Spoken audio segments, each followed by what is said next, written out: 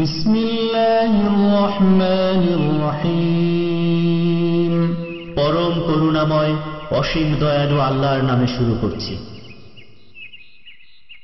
Islamic cultural centre Dammam মহান আল্লাহর অশেষ রহমতে আল কোরআন এবং সহিহ হাদিসের আলোকে সঠিকভাবে ইসলাম ধর্ম শিক্ষা দেওয়া এক অনন্য প্রতিষ্ঠান।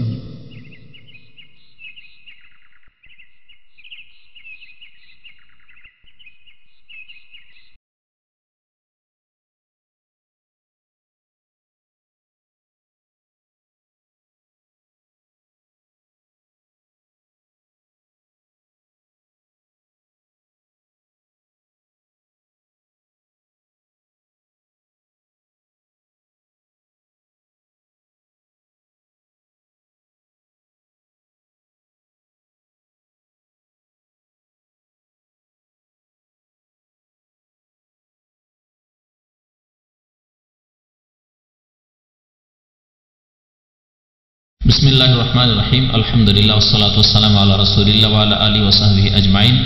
রব্বি ইশরাহ লি সাদরি ওয়া ইয়াসসির লি আমরি ওয়াহলুল উকদাতাম মিন লিসানি ইয়াফকাহু কওলি। লেখক রহমতুল্লাহ আলাইহি বেঁচে আছেন এখনো, রহমতুল্লাহ আলাইহি বললাম, লেখক হাফেজাহুল্লাহ, তবে রহমতের সবাই হকদার।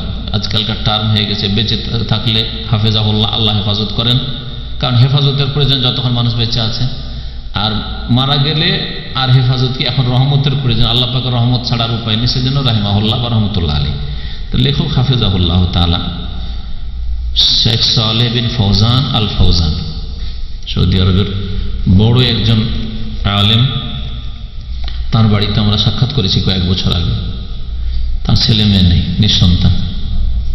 আল্লাহ পাকের কুদরত কত বড়!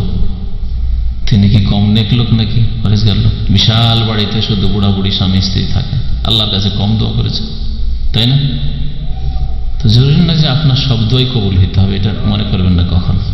অনেকে ভাবে যে আমি এত ভালো কাজ করলাম, এত নামাজ রোজা করছি, এত দিনের কাজ করছি, আর আমার এই মনের আশাটা পূরণ হইল না, আমার এই দোয়াটা কবুল হইল না, হ্যাঁ, আমার এই ছেলেটা মানুষ হইল না, ছেলেটা বড় হইল না, ইত্যাদি, বাঁচল না। না, জরুরি নয়। আল্লাহ আমাকে ছেলে দিল না, শুধু মেয়ে দিল বা দিলই না, না, আপনার চাইতে বড় বড়দেরকে আল্লাহ পাক দেন। ইমাম বুখারী রহমতুল্লাহ আলাইহির ছেলে মেয়ে কিছুই ছিল না। ইমাম বুখারী, ইমাম ইবনে তাইমিয়া রহমতুল্লাহ আলাইহি বিয়ে করারই সুযোগ সুবিধা হয়নি।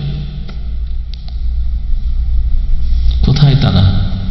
সুতরাং সবসময় মনে রাখবেন যে আমরা সকলে, প্রত্যেক মানুষ আল্লাহ পাকের বান্দা। আমাদের হাতে যতই বড় ব্যক্তিত্ব হয়ে যান না কেন, মহান ব্যক্তি পরেশগার হয়ে যান না কেন, আল্লাহ পাকের গোলাম। আল্লাহ ইচ্ছা করলে দেবেন, না হলে না দেবে। আল্লাহ ভালো জানেন যে আপনাকে দিলে লাভ হইতো না লস হইতো, ক্ষতি হইতো আপনার হয়তো। আল্লাহ পাক ভালো জানেন, আপনাকে দেননি, ওতে আপনার কল্যাণ আছে এবং আপনার এতে পরীক্ষা আছে, আর অন্যদের জন্য শিক্ষা আছে। যে এত বড় ব্যক্তিত্ব আদায় করতে পারেনি আল্লাহর কাছ থেকে, তাহলে আবার কোনো পীরে আদায় করে দিতে পারে নাকি? হ্যাঁ, কোনো হুজুরে আদায় করে দিতে পারে নাকি? এটা আল্লাহ পাকের ইচ্ছা একমাত্র, একক ক্ষমতার মালিক আল্লাহ পাক। তো তিনি বলছেন যে প্রথম অধ্যায় হচ্ছে ফি বায়ানিল আকিদা, আল ফাসলুল আউয়াল ফি বায়ানিল আকিদা ওয়া বায়ানে আহমিয়াতিহা বিইতিবারিহা আসাসান ইয়াকুম আলাইহি বিদাউদ্দিন। এই অধ্যায় হচ্ছে আকিদার বর্ণনা সম্পর্কে এবং তার গুরুত্ব সম্পর্কে। এই জন্য তার গুরুত্ব সম্পর্কে আলোচনা করব যে এটা হচ্ছে দ্বীনের বুনিয়াদ। দ্বীনি ইসলামের যতগুলি বিধিবিধান রয়েছে সবগুলির বুনিয়াদ, ভিত্তি হচ্ছে কিসের ওপর? আকিদার ওপর। আকিদা মানে কি জানতে হয়। আল আকিদাতু লুগাতান, আকিদার আবিধানিক অর্থ বা শাব্দিক অর্থ, আকাদা ইয়াকিদু মানে বাঁধন লাগানো, আকাদা ইয়াকিদু, উকদাতান মানে হচ্ছে বাঁধন লাগানো, বন্ধন। এই জন্য আল্লাহ পাক রব্বুল আলামিন বিবাহ যে ইজাব কবুল, স্বামী স্ত্রী যে কবুলটা হইল, হ্যাঁ, এই যে একটা মেয়েকে আপনি কবুল করলেন, বিবাহ করলেন, একে আল্লাহ পাক উকদাতুন নিকাহ বলেছেন। ওয়ালা তাযিমু উকদাতান নিকাহি হাত্তা ইয়াবলুগাল কিতাবু আজালা। ওয়ালা তাযিমু উকদাতান নিকাহ, তোমরা বিবাহ বন্ধনের সংকল্প করিও না, ইচ্ছা করিও না, হাত্তা ইয়াবলুগাল কিতাবু আজালা, যতক্ষণ পর্যন্ত তার লিখনি নির্ধারিত সময় না পৌঁছেছে, মানে ইদ্যত না পার হয়েছে। অন্য স্বামী থেকে তালাক হয়ে থাকলে যতক্ষণ ইদ্যত না পার হয়েছে, অথবা যদি স্বামী মারা গিয়ে থাকে, স্বামী হারা হয়ে থাকে, তাহলে যতক্ষণ ইদ্যত না পার হয়েছে ততক্ষণ পর্যন্ত বিবাহের সংকল্প করিও না। 4 মাস 10 দিন হয়নি স্বামী মরার পরে, আর ভিতরে ভিতরে এইদিকে আলাপ আলোচনা শুরু করে দিয়েছেন, বিবাহ আল্লাহ হারাম করেছেন। উকদাতুন নিকাহ, যেটা এখানে দেখাতে চাচ্ছি, উকদাতুন নিকাহ। উকদা আকাদা ইয়াকিদু উকদাতুন, উকদাতুন মানে কি? এখানে বন্ধন। উকদাতুন নিকাহে, নিকার বিবাহের বন্ধন আল্লাহ বলেছেন। লেখক বলছেন যে আকদ মানে হয় রাব্তুশ শাই, এজন্য আকদে নিকাহ বলে। ব্যবসা বাণিজ্য যে ইজাব কবুল, ওতেও ইজাব কবুল আছে। একজন লোককে আপনি বললেন কত দাম? 10 রিয়াল। শুনেন, এই যে 10 রিয়াল বললো সে, আর আপনি বললেন যে নেন, ইজাব কবুল হয়ে গেল। এটাকে বলে আকদে বাই। আকদে বাই মানে ব্যবসার বন্ধন হয়ে গেল, কেনা বেচা। ও বেচতে চেয়েছে আর এ কিনে নেওয়ার জন্য পয়সা দিয়ে দিয়েছে, হয়ে গেছে। তো আকদ মানে হচ্ছে কি? রাব্তুশ শাই, কোনো কিছুকে বাঁধা বা জড়ানো। আরবা বলে এ তাকাদ্দু কাজা, আমি এটা বিশ্বাস করি, মানে অন্তর থেকে। এই আকাদ্দু আলিহিল কালবা, অন্তরে এর বন্ধন বেঁধে দিয়েছে। বিশ্বাস করে অন্তর থেকে মানে অন্তরে যেন বাঁধন বেঁধে গেছে, বাঁধন হয়ে গেছে। তো আকীদা শাব্দিক অর্থ তো বুঝে নেন, বন্ধন, গিরা, এগুলি অর্থ। আল্লাহ পাক কসমের ক্ষেত্রে বলছেন লা ইউআখিযুকুমুল্লাহু বিল্লাগহি ফি আইমানিকুম ওয়ালাকিন ইউআখিযুকুম বিমা আক্কাদতুমুল আইমান। আল্লাহ পাক তোমাদেরকে ধরবেন না, লা ইউআখিযুকুমুল্লাহু বিল্লাগহি ফি আইমানিকুম, তোমাদের কসমে যেগুলো অনার্থক কসম, অনিচ্ছাকৃত, হঠাৎ করে মুখ দিয়ে আল্লাহর কসম বেরিয়ে গেল, আল্লাহ ধরবেন না। আরো যদি আল্লাহ আল্লাহ করে, আল্লাহ ধরবেন না। তবে খুব বেশি বেশি করতে হবে না, অনিচ্ছাকৃত বেরিয়ে গেলে। ইচ্ছা করে অন্তর থেকে সংকল্প করে বেরোবে। যেমন একটা লোক রাস্তা জিজ্ঞেস করছে, আরবদের মধ্যে এত কসম বেশি আছে, জিজ্ঞাসা করছে যে খোবার কোন রাস্তায়? ওয়াল্লাহি মাদরি। তারপর চিন্তা করছে, আরে রাস্তা তো জানি, কিন্তু ইচ্ছা করে বলি না ওয়াল্লাহি মাদরি, আল্লাহর কসম জানি না।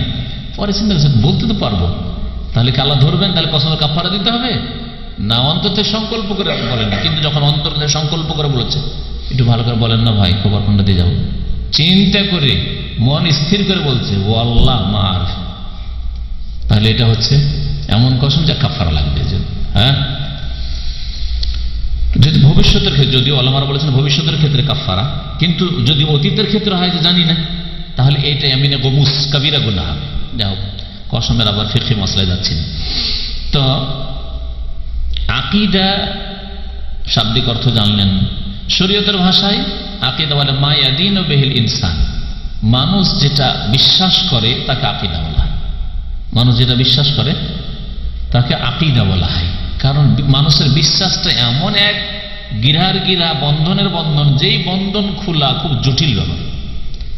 আপনার যদি বিশ্বাস ঠিক থাকে তাহলে সেটাও সহজে খোলা যাবে না, আর যদি ভুল বিশ্বাস থাকে সেটাও খুলতে আরো কষ্ট লাগে।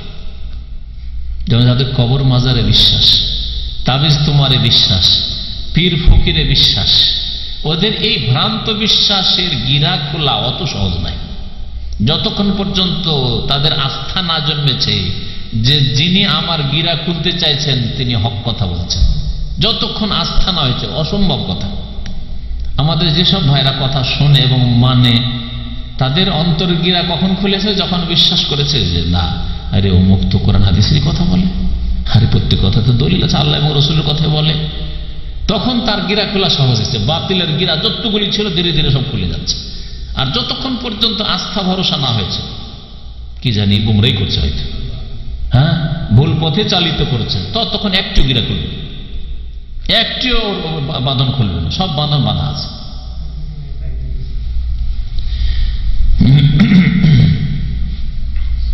আকীদা তাহলে দুই ভাগে বিভক্ত। আকীদা মানে যখন মানুষ যা বিশ্বাস করে তাহলে দুই ভাগে বিভক্ত। কি? সহি বিশ্বাস। আকীদা সাহিহা মানে সঠিক বিশ্বাস, খাঁটি বিশ্বাস। আকীদা সহিহা আর আকীদায়ে ফাসিদা বা আকীদায়ে বাতিলা, ভ্রান্ত বিশ্বাস। মানুষ দুই রকমের বিশ্বাস করে, বরং একজন মানুষ অনেক সময় কিছু সহি বিশ্বাস করে, সঠিক জিনিস, কিছু ভ্রান্ত বিশ্বাস করে। যেমন একজন ভালো মানুষ সম্পর্কে আপনার ভুল ধারণা, এমন ভুল বুঝিয়ে দিয়েছে, ভুল পড়িয়ে দিয়েছে যে আপনার ভ্রান্ত বিশ্বাস হয়ে গেছে। অনেক সময় হয়ে থাকে এরকম, অথচ লোকটার মধ্যে কোনো দোষ নেই, তার ভ্রান্ত বিশ্বাস আপনার। বাকি আপনার অন্যান্য আকীদা সব ঠিক আছে। অনেক লোক সম্পর্কে আপনার ধারণা ভালো আছে, কিন্তু দু চারজন ভালো মানুষ সম্পর্কে আপনার খারাপ ধারণা আছে। আমাকে খারাপ ধারণা দিয়ে দিয়েছে, আসলে খারাপ করেনি, হয় না অনেক সময়। এটা যদি ধর্মীয় ক্ষেত্রে হয় তার আরো মারাত্মক। ধর্মীয় ক্ষেত্রে অনেক সময় অনেক লোকের কিছু আকীদা ঠিক আছে আর কিছু আকীদা ভুল, কিছু বাতিল আকীদা, কিছু সহি আকীদা একই লোকের মধ্যে বিরাজ করছে। যেমন একজন লোক সহি আকীদা যে আল্লাহ এক, আল্লাহু আহাদ, কুল হু আল্লাহ, সূরা ইখলাস বিশ্বাস করে আল্লাহ, আল্লাহর সত্তাই আল্লাহ এক, দুই আল্লাহ, তিন আল্লাহ নেই, ঠিক না? এটা ঠিক বিশ্বাস তার, ঠিক না?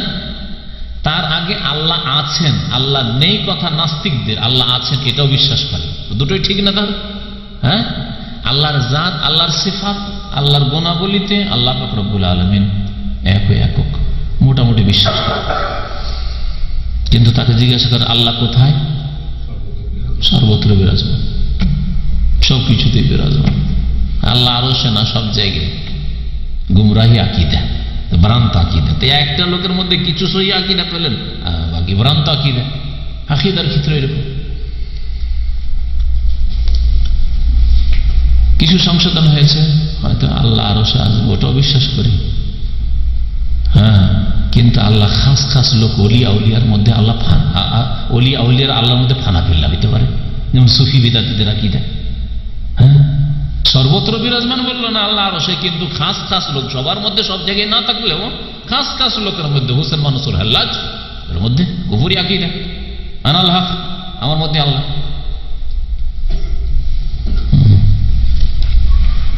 ওলিয়া উলিয়া আর এই পাগলারা জিকির করতে করতে করতে করতে আরশ আজিমে গিয়ে একাকার হয়ে যায়, আকীদা নাই ওদের, এগুলো ভ্রান্ত আকীদা। যদিও মুখে বলছে আল্লাহ এক, আল্লাহ ওয়াহদাহু লা শারীক, আল্লাহ কোনো শরীক নেই, কিন্তু দেখেন কি করলো। হ্যাঁ, কোন আকীদা? হ্যাঁ, এগুলো সুফিবাদের শিরকি আকীদা, এটাও শিরক। এক আল্লাহ আর বহু ওলিয়া উলিয়ার মধ্যে আল্লাহ পাকের অনুপ্রবেশ ঘটেছে। হিন্দুরা বলে যে ভগবানের অবতরণ হয়েছে, হ্যাঁ, আল্লাহ পাক ঈশ্বরের, রাম আর উমুক তমুকে কৃষ্ণের।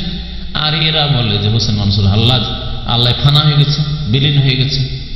তো ওই হিন্দুদেরই শিরকি কুফরি আকীদাগুলি, এগুলোও এক শিরক, কিন্তু এগুলো বুঝে না। অনেক সময় আল্লাহর জাত সিফাত যেগুলো মানলো, রুবুবিয়াত মানলো, কিন্তু ইবাদত বন্দেগীর ক্ষেত্রে সে ভ্রান্ত আকীদা রাখে যে আল্লাহকে সরাসরি পাওয়া যায় না, আল্লাহকে পেতে হইলে কবর মাজারের মাধ্যমে, ওলিয়া উলিয়ার মাধ্যমে যেতে হবে, ভায়া দিয়ে যেতে হবে, সিঁড়ি দিয়ে যেতে হবে। আর সিঁড়ি ইমান আমল নয় তাদের কাছে, সিঁড়ি হচ্ছে ওলিয়া উলিয়া, পীরের মুরিদ হইতে হবে, না আল্লাহ পর্যন্ত পৌঁছিতে পারি। হ্যাঁ, ভ্রান্ত আকীদা। আল্লাহ একও বলছে, আল্লাহ পাককে রহমান বলছে, খালেকও বলছে, রাজ্জাকও বলছে।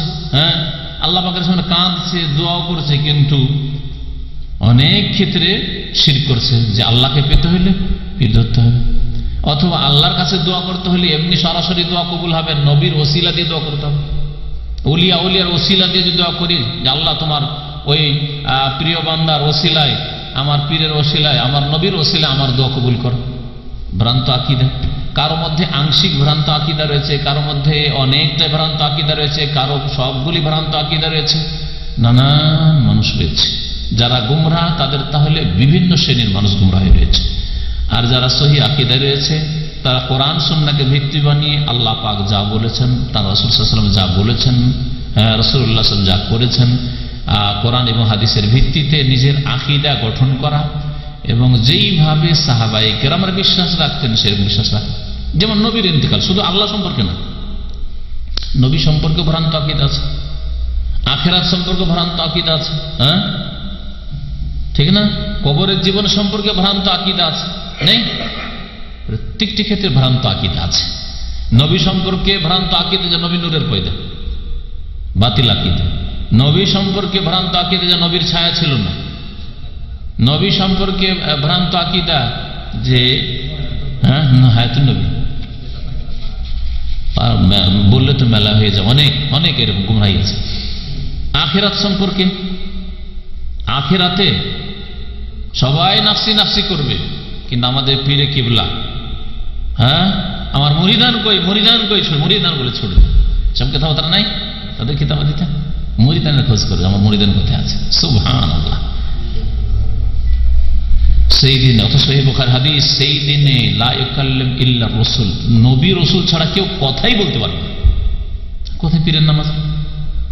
সাহাবী পর্যন্ত, সাহাবীর কথাও নাই যে সাহাবী কথা বলতে পারবে সেই দিন, একমাত্র রাসূল ছাড়া কেউ কথা বলতে পারবে। আর তারপর কোন রাসূল সুপারিশ করতে চাইবে না, সবাই বলে আমি পারবো না, একমাত্র মুহাম্মদ রাসূলুল্লাহ সাল্লাল্লাহু আলাইহি ওয়াসাল্লাম ছাড়া। আরে মুরিদানের খোঁজ করবে কিয়ামতের মাঠে, নিজেরই কি যে হবে সেই দিন না হক বাতিলের ফয়সালা হবে, যখন লাঞ্ছিত অপদস্থ হবে এই বিদআতপন্থীদের নেতারা, ধর্মীয় নেতারা এবং তাদের অনুসারীরা, তখন বোঝা যাবে। দুনিয়াতে হক বাতিলের চূড়ান্ত ফয়সালার জন্য আল্লাহ পাক দুনিয়া সৃষ্টি করেন, এখানে পরীক্ষার জন্য আল্লাহ পাক সৃষ্টি করেছেন। তো বলছিলাম যে আকীদা দুই রকম, আকীদা সহিহা, সহি আকীদার আকীদায় বাতিলা বা ফাসেদা, ভ্রান্ত আকীদা।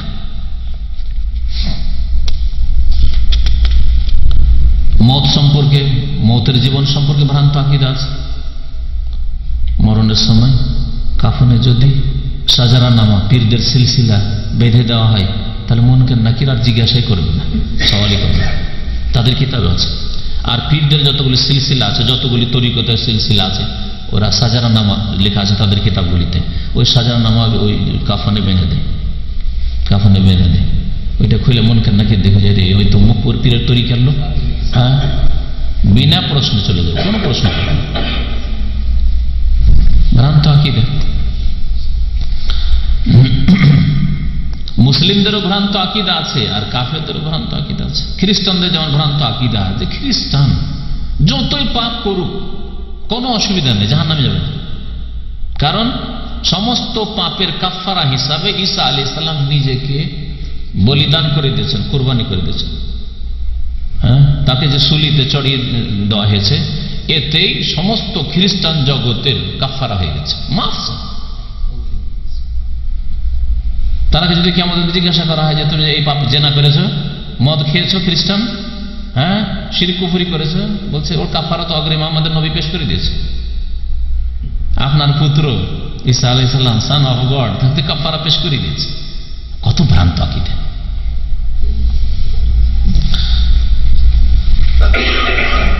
এমনকি ভ্রান্ত আকীদা ঈসা আলাইহিস সালাম মারা গেছেন, এটাই ভ্রান্ত আকীদা। ঈসা আলাইহিস সালাম মারাই যান, সুলিতে চড়ানোই হয়নি, কোরআন বলছে, তাই না? ভ্রান্ত আকীদা, ভ্রান্ত আকীদার শেষ নেই।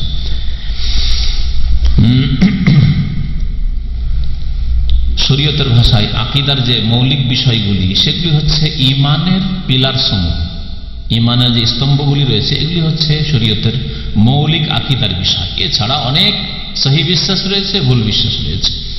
মৌলিক ঈমানের যে খুঁটিগুলি বা স্তম্ভগুলি, সেগুলি হচ্ছে আল ঈমান বিল্লাহ, আল্লাহর প্রতি ঈমান, আল্লাহর প্রতি বিশ্বাস। ও মালায়েকাতি, আল্লাহ পাকের ফেরেশতাগণের প্রতি বিশ্বাস। ও কুতুবি, আল্লাহ পাকের কিতাব সমূহ যে আল্লাহ পাক নাযিল করেছেন তাতে বিশ্বাস। রাসূলগণের প্রতি বিশ্বাস, পরকালের প্রতি বিশ্বাস, ভালো মন্দ তাকদীরের প্রতি বিশ্বাস। না, আর ওগুলোর অত ব্যাখ্যার প্রয়োজন নেই। আকীদা, আকীদা হচ্ছে আমালুন কলবি, অন্তরের আমল, এই কথা লিখেছে।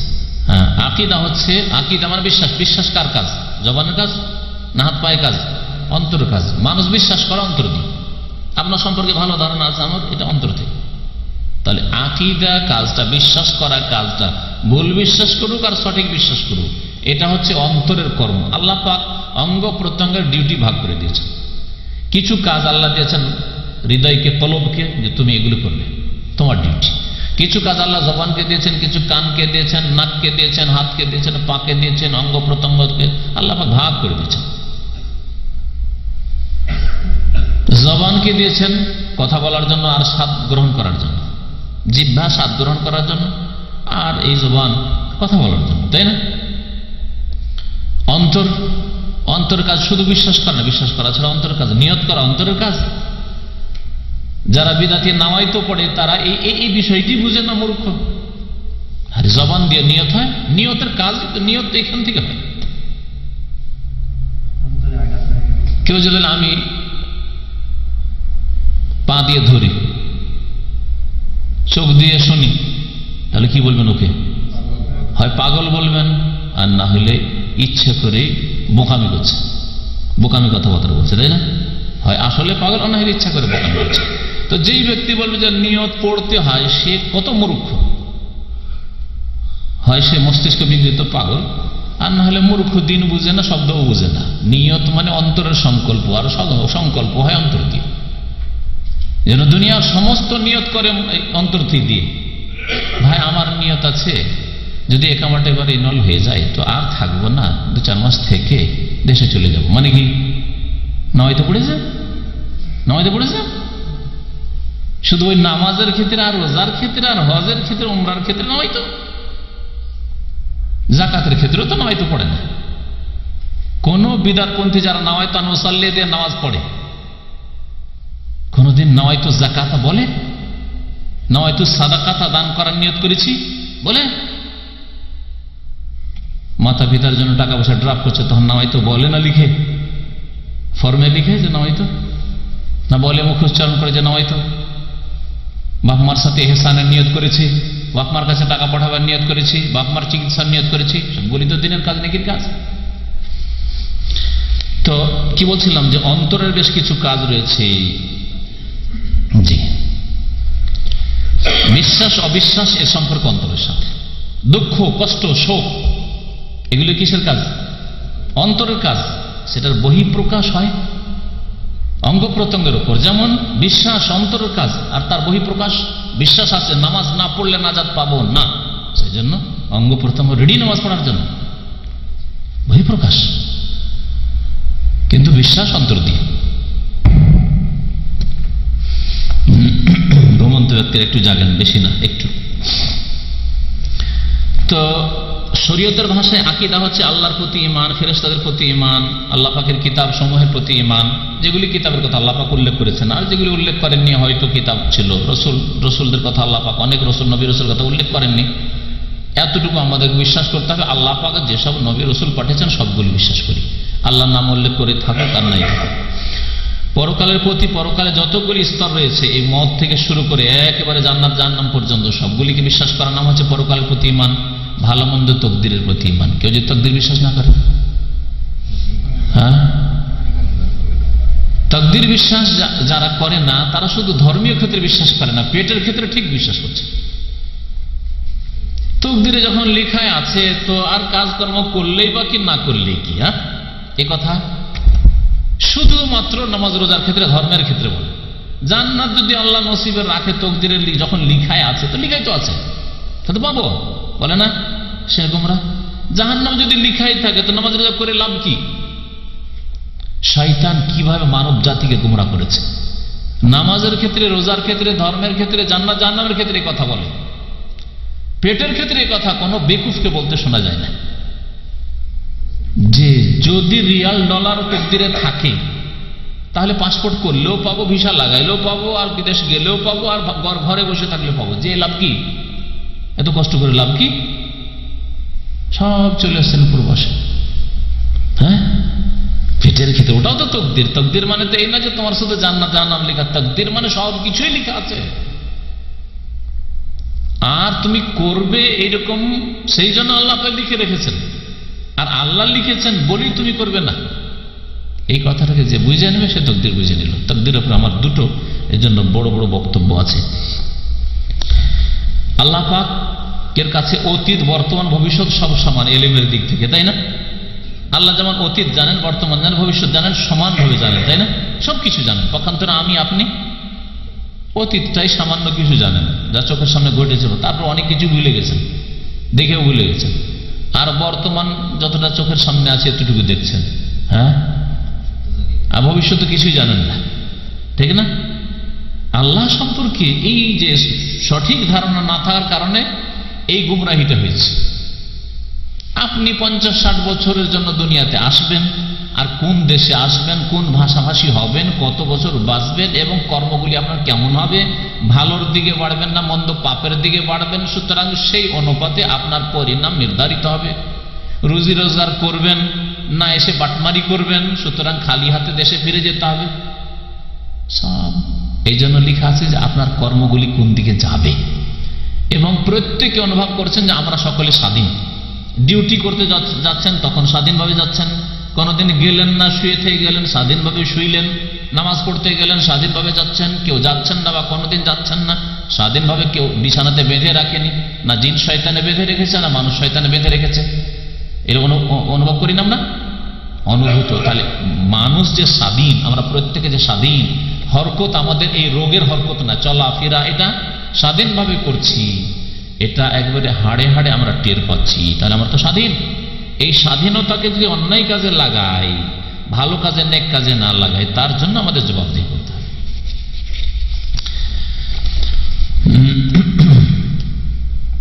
এই বিশ্বাসগুলিকে আরকানুল ঈমান বলা হয়। আর শরীয়ত দুই ভাগে বিভক্ত, শরীয়তের বিধিবিধান দুই ভাগে বিভক্ত, এতেকাদিয়াত আর আমালিয়াত।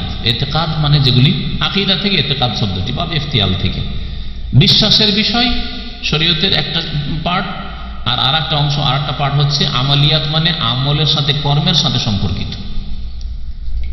যেমন আল্লাহ এক, আল্লাহ পাকের কোনো শরীক নেই, আমাদের শেষ নবী বা আমাদের নবী কে, সারা বিশ্বের জন্য যিনি নবী হয়ে এসেছেন মুহাম্মদ সাল্লাল্লাহু আলাইহি ওয়াসাল্লাম, তার রিসালাত কিয়ামত পর্যন্ত থাকবে, তার অনুসারী কিয়ামত পর্যন্ত থাকবে, এগুলি হচ্ছে বিশ্বাস। আর 5 ওয়াক্ত সালাত ফরজ, পর্দা মহিলাদের জন্য ফরজ, কি হালাল কি হারাম, এগুলো হচ্ছে আমলিয়াত, আমল। ফলে এতেকাদিয়াত, এতেকাদের বিষয়গুলি হচ্ছে হেল্লাতিল্লাহ তাআলা কবি কাইফিয়াতুল আমাল। এতেকাদের বিষয়, বিশ্বাসের বিষয়গুলি ওগুলি যেগুলির আমলের ধরনের সাথে তার কোনো সম্পর্ক নেই। যেমন আল্লাহ পাক যে রব, প্রতিপালক, এটা বিশ্বাস করা এতেকাদুর রুবুবিয়্যাতিল্লাহ। ওয়া উজুবে ইবাদতি, আল্লাহ পাকের ইবাদত করা ফরজ, এই বিশ্বাস করা। এইরকমই ঈমানের যতগুলি পিলার আছে সেগুলিকে বিশ্বাস করা, এগুলি হচ্ছে এতেকাদ, বিশ্বাস। এগুলিকে বলা হয় উসুল বা আসলিয়া। এগুলো হচ্ছে বুনিয়াদি বিষয়, এগুলো হচ্ছে বুনিয়াদি বিষয়। আর আমালিয়াত যেগুলি মায়াত আল্লাহ বিকাইফিয়াতিল আমাল, আমলের কর্মের পদ্ধতির সাথে সম্পর্কিত বিষয়গুলিকে আমলি বিষয় বা আমালিয়াত বলা হয়। যেমন সালাত, যাকাত, সওম, রোজা, এইরকমই হজ, উমরা, এগুলিকে বলা হয় ফুরু বা ফারঈয়া। এগুলো হলো উসুলিয়া মানে বুনিয়াদি বিষয়, আর ফারা মানে হচ্ছে শাখা। এই জন্য আজকাল ব্রাঞ্চকে কি বলা হয়? ফারা বলা হয়। ফারুদ্দাম্মা মানে দাম্মাম ব্রাঞ্চ, দেখবেন আরবিতে যে কোনো ব্যাংকে বা অন্য কোনো কোম্পানির দাম্মাম শাখা, ফারুদ্দাম্মাম। তো শাখা প্রশাখা, তাহলে ইসলামের শাখা প্রশাখা হচ্ছে অন্যগুলি। এই জন্য একটা গাছের সাথে ইসলামকে তুলনা করতে পারেন, ইসলামকে একটা গাছের সাথে তুলনা করতে পারেন। একটা গাছের শিকড় আছে, আর শিকড়ে অনেকগুলি শিকড় গেছে, শিকড়ে একটা মূল শিকড়, আর বাকিগুলো অনেকগুলি শিকড় আছে, জড় এদিক ওদিক গেছে, তাই না? তো এগুলি হচ্ছে বুনিয়াদি একটা গাছের জন্য। আর তারপরে হচ্ছে কাণ্ড, কাণ্ডের উপরে ডাল, কয়েকটা ডাল গেছে, আর ডালগুলি থেকে উপর ডাল বেরিয়েছে, শাখা, শাখা থেকে উপশাখা, আর তারপরে তখন আবার লতা পাতা ইত্যাদি। তো এইরকম হচ্ছে শরীয়তের বিষয়গুলি, শরীয়তের বিষয়গুলি যে যত সুন্দর করে শিকড় থেকে শুরু করবে, কারণ শিকড় না থাকলে গাছের কোনো মূল্য নেই।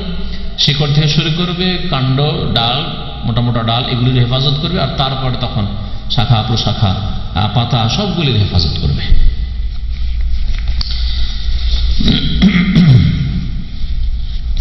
বলছেন লিআন্নাহা তুবনা আলা তিলকা সিহাতান ওয়া ফাসাদান। এগুলিকে শাখা প্রশাখা এই জন্য বলা হয় যে এগুলি ওই উসুল, যেগুলো বুনিয়াদি বিষয়, বেসিক বিষয়, সেগুলির ওপর নির্ভরশীল, সেগুলির ওপর এগুলোকে ভিত্তি স্থাপিত করতে হবে।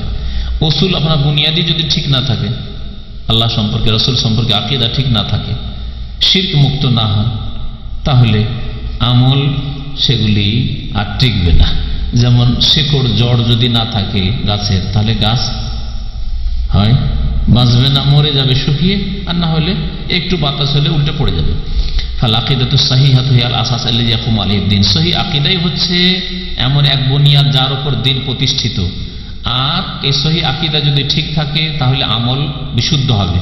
যেমন আল্লাহ পাক ইরশাদ করেছে, ফামান কানা ইয়ারজু লিকা রাব্বিহি ফালিয়ামাল আমালান সালিহা ওয়া লা ইউশরিক বিইবাদাতি রাব্বিহি আহাদা। যেই ব্যক্তি আল্লাহর সাথে সাক্ষাতের আশাবাদী সে যেন সৎ কাজ করে, ফালিয়ামাল আমালান সালিহা, নেক আমল করে, আর রবের সাথে রবের ইবাদতে যেন কোনো রকমের শিরক না করে। তার নেক আমলও আল্লাহ করতে বলছেন আর শিরক মুক্ত হইতে বলছেন। শিরক মুক্ত হওয়া হচ্ছে আকীদার পরিশুদ্ধি, আর তারপরে ভালো আমল করেন তাহলে কাজে আসবে। আল্লাহ পাক আরো ইরশাদ করেছেন, ওয়ালাকাদ উহিয়া ইলাইকা নবী, তোমাকে ওহী করা হয়েছে, ওয়া ইলাল্লাযিনা মিন ক্বাবলিকা, তোমার পূর্বের জাতিকে ওহী করা হয়েছে বা তোমার পূর্বের নবীদের ওহী করা হয়েছে, লাইন আশরাকতা, যে তোমরা যদি শিরক করো, তুমিও শিরক করো। আর তাদেরকে বলা হয়েছে, এই নূহ তুমি যদি শিরক করো, ইব্রাহিম তুমি যদি শিরক করো, মূসা তুমি যদি শিরক করো, এভাবে প্রত্যেককে বলা হয়েছে লা ইয়াহবাতান্না আমালুকা, তোমার আমল ধ্বংস হয়ে যাবে, ওয়ালা তাকুনান্না মিনাল খাসিরিন, আক্ষরিক ক্ষতিগ্রস্তদের অন্তর্ভুক্ত হবে। ওয়াকালা তাআলা, এবং আল্লাহ পাক আরো বলেছে, ফাবুদিল্লাহ মুখলিসান লাহুদ্দিন, আল্লাহ পাকের জন্য দ্বীনকে নিখুঁত নির্ভেজাল করে ইবাদত করো। আল্লাহ পাক আরো একটি আয়াত বলেছেন, আলা লিল্লাহিদ দীনুল খালিস, জেনে রাখো যে দ্বীন আনুগত্য একমাত্র আল্লাহর জন্য নিখুঁত নির্ভেজাল হইতে হবে। দর্শের বিষয়বস্তু হচ্ছে আজকে ইসলামী আকীদা সম্পর্কে। ইসলামী আকীদা, ইসলামী আকীদা মানে হচ্ছে বিশুদ্ধ আকীদা, সহিহ আকীদা। আর যদি শুধু আকীদা বলেন মানে বিশ্বাস, ধর্মীয় বিশ্বাস, যেটাকে দ্বীন মনে করে, ধর্ম মনে করে বিশ্বাস করা হয়, সেটা হচ্ছে আকীদা। সেটা সহিহ আকীদা হতে পারে যেটা ইসলামী আকীদা, আর ভ্রান্ত আকীদা হতে পারে যেটা বাতিল, শিরকি আকীদা, কুফরি আকীদা বা গুমরাহি, কমপক্ষে ভিত্তিহীন। শিরক যদি না হয়, কুফরিও না হয়, তবে সেটা হচ্ছে বিদাতি আকীদা, ইসলামিক আকীদা, যা নবী করিম সাল্লাল্লাহু আলাইহি সাল্লাম আল্লাহর পক্ষ থেকে নিয়ে আসেননি। আকীদার শাব্দিক অর্থ এবং আকীদার সংজ্ঞা এসব গত আলোচনাতে এসেছিল। এখন বাকি বিষয়গুলি আকীদা সম্পর্কে আমরা ধীরে ধীরে আলোচনা করব। সহিহ আকীদা হচ্ছে দ্বীনের মূল বিষয়। আমরা আমাদের আলোচনাতে শাব্দিক অর্থ না করে আমরা ভাব অর্থ পেশ করব বা আসল বিষয়টা পেশ করব, এটা বেশি ভালো। কারণ শাব্দিক অর্থ শুধু জেনে আসল বিষয়টা অনেক সময় হয়তো ফুটে উঠবে না। এই জন্য প্রত্যেকটি শব্দের পিছনে আপনারা যারা বই রেখেছেন পড়বেন না। ফাল আকিদাতু সাহিহাতু হিয়াল আসাস, সহিহ আকীদা হচ্ছে বুনিয়াদ বা মৌলিক বিষয়। আল্লাযী ইয়াকুমু আলাইহি দ্বীন, যার উপর দ্বীনের প্রত্যেকটি বিধিবিধান, প্রত্যেকটি বিষয় নির্ভরশীল, প্রতিষ্ঠিত, এবং এর উপর ভিত্তি করেই সমস্ত আমল শুদ্ধ হবে। ওয়াতাসিহু মাহুল আমাল, যদি আকীদা সহিহ থাকে, ইসলামিক আকীদা থাকে, কোরআন সুন্নাহ ভিত্তিক আকীদা থাকে, তাহলেই আমল শুদ্ধ হবে। কারণ এর উপর দ্বীনের সমস্ত কিছু নির্ভরশীল। আল্লাহ পাক রব্বুল আলামিন ইরশাদ করেছেন সূরা কাহফের শেষ নম্বর আয়াত, 110 নম্বর শেষ আয়াত, ফামান কানা ইয়ারজু লিকা রাব্বিহি ফালিয়ামাল আমালান সালিহা ওয়া লা ইউশরিক বিইবাদাতি রাব্বিহি আহাদা। যে ব্যক্তি তার রবের সাথে সাক্ষাতের আশাবাদী, অর্থাৎ আল্লাহ পাক রব্বুল আলামিনের সত্তায়, তার ইবাদত বন্দেগীতে বিশ্বাসী এবং তার সাথে সাক্ষাৎ করতে হবে এই আশা আছে, এবং ভালো অবস্থায় সাক্ষাৎ করতে চায়, আল্লাহ পাকের সন্তুষ্টি পেতে চায়, জান্নাত পেতে চায়, এই হচ্ছে এর অর্থ। ফামান কানা ইয়ারজু লিকা রাব্বিহি, যেমন অন্য জায়গায় আছে লিমান কানা ইয়ারজুল্লাহ ওয়াল ইয়াউমাল আখির। তো আল্লাহর সম্পর্কে আশাবাদী মানে আল্লাহর প্রতি বিশ্বাসী, আল্লাহ পাকের প্রেরিত রাসূলের প্রতি বিশ্বাসী, আল্লাহ পাকের দ্বীনের প্রতি বিশ্বাসী, এবং আল্লাহ পাকের সাথে ভালো অবস্থায় সাক্ষাৎ করতে চায়, আল্লাহ পাক যাতে করে রাজি থাকেন। আর আল্লাহ পাক যদি সন্তুষ্ট হন কোনো বান্দার উপর, তাহলে অবশ্যই তাকে জান্নাত দেবেন। ফামান কানা ইয়ারজু লিকা রাব্বিহি, কেউ যদি তার প্রতিপালকের সাথে সাক্ষাতের আশাবাদী হয় তাহলে দুটো কাজ করবে আল্লাহ বলছেন, ফালিয়ামাল আমালান সালিহা, সে যেন সৎ কাজ করে, নেক আমল করে, আমালান সালিহান, এমন আমল করে যেটা যোগ্য আমল। সালেহ মানে যোগ্য আরবি ভাষায়। যদি একটা জিনিস চলার মতো আর একটা অচল হয় তাহলে সালেহ, হাজা সালেহ মানে এটা চলবে, হাজা গায়ের সালেহ মানে এটা অচল। তাহলে এমন আমল করে যেটা আল্লাহ পাক রব্বুল আলামিনের কাছে গ্রহণযোগ্য, মকবুল। ওয়ালা ইউশরিক বিইবাদাতি রাব্বিহি আহাদা, এবং তার প্রতিপালকের সাথে কাউকে যেন শরীক না করে, অংশীদার স্থাপন না করে। দুটো কথা আল্লাহ বলেছেন, একটি মধ্যে রয়েছে শিরক মুক্ত হওয়ার কথা, আর একটির মধ্যে রয়েছে বিদাত মুক্ত হওয়ার কথা। এই দুটো যে কথা আল্লাহ পাক বলেছেন, এই দুটো কথাকে ভিত্তি করে উলামায়ে কেরামগণ বলেছেন যে আমল কবুল হওয়ার জন্য, ইবাদত বন্দেগী কবুল হওয়ার জন্য দুটো শর্ত। একটা হচ্ছে ইখলাস বা তৌহিদ বা শিরক মুক্ত হওয়া। ইখলাস মানে আপনার আকীদা, ইবাদত বন্দেগীতে যেন কোনো খুঁত না থাকে, ভেজাল না থাকে, এই ইখলাস। তৌহিদ মানে আল্লাহ পাকের একত্ব, মানে যাতে করে শিরকের গন্ধ না থাকে, একই কথাই। আর শিরক মুক্ত হওয়া, শিরক মুক্ত হবেন তাহলে তৌহিদ প্রতিষ্ঠা হবে। আগে শিরক মুক্ত হতে হবে, তারপরে তৌহিদ প্রতিষ্ঠা হবে। আর তৌহিদ যদি প্রতিষ্ঠা হয় তাহলে ইখলাস পাওয়া যাবে। যদিও অনেক সময় ইখলাস এর চাইতে ব্যাপক অর্থে, সেই ক্ষেত্রে তৌহিদ দিয়ে ব্যাখ্যা করা যেতে পারে। যেমন অনেক সময় অনেকে পার্থক্য করে থাকার বলে থাকে যে শিরক এর মধ্যে আছে, এটা তো বলে না, কিন্তু বলে এর মধ্যে ইখলাস নেই, হুলুসিয়াত নেই।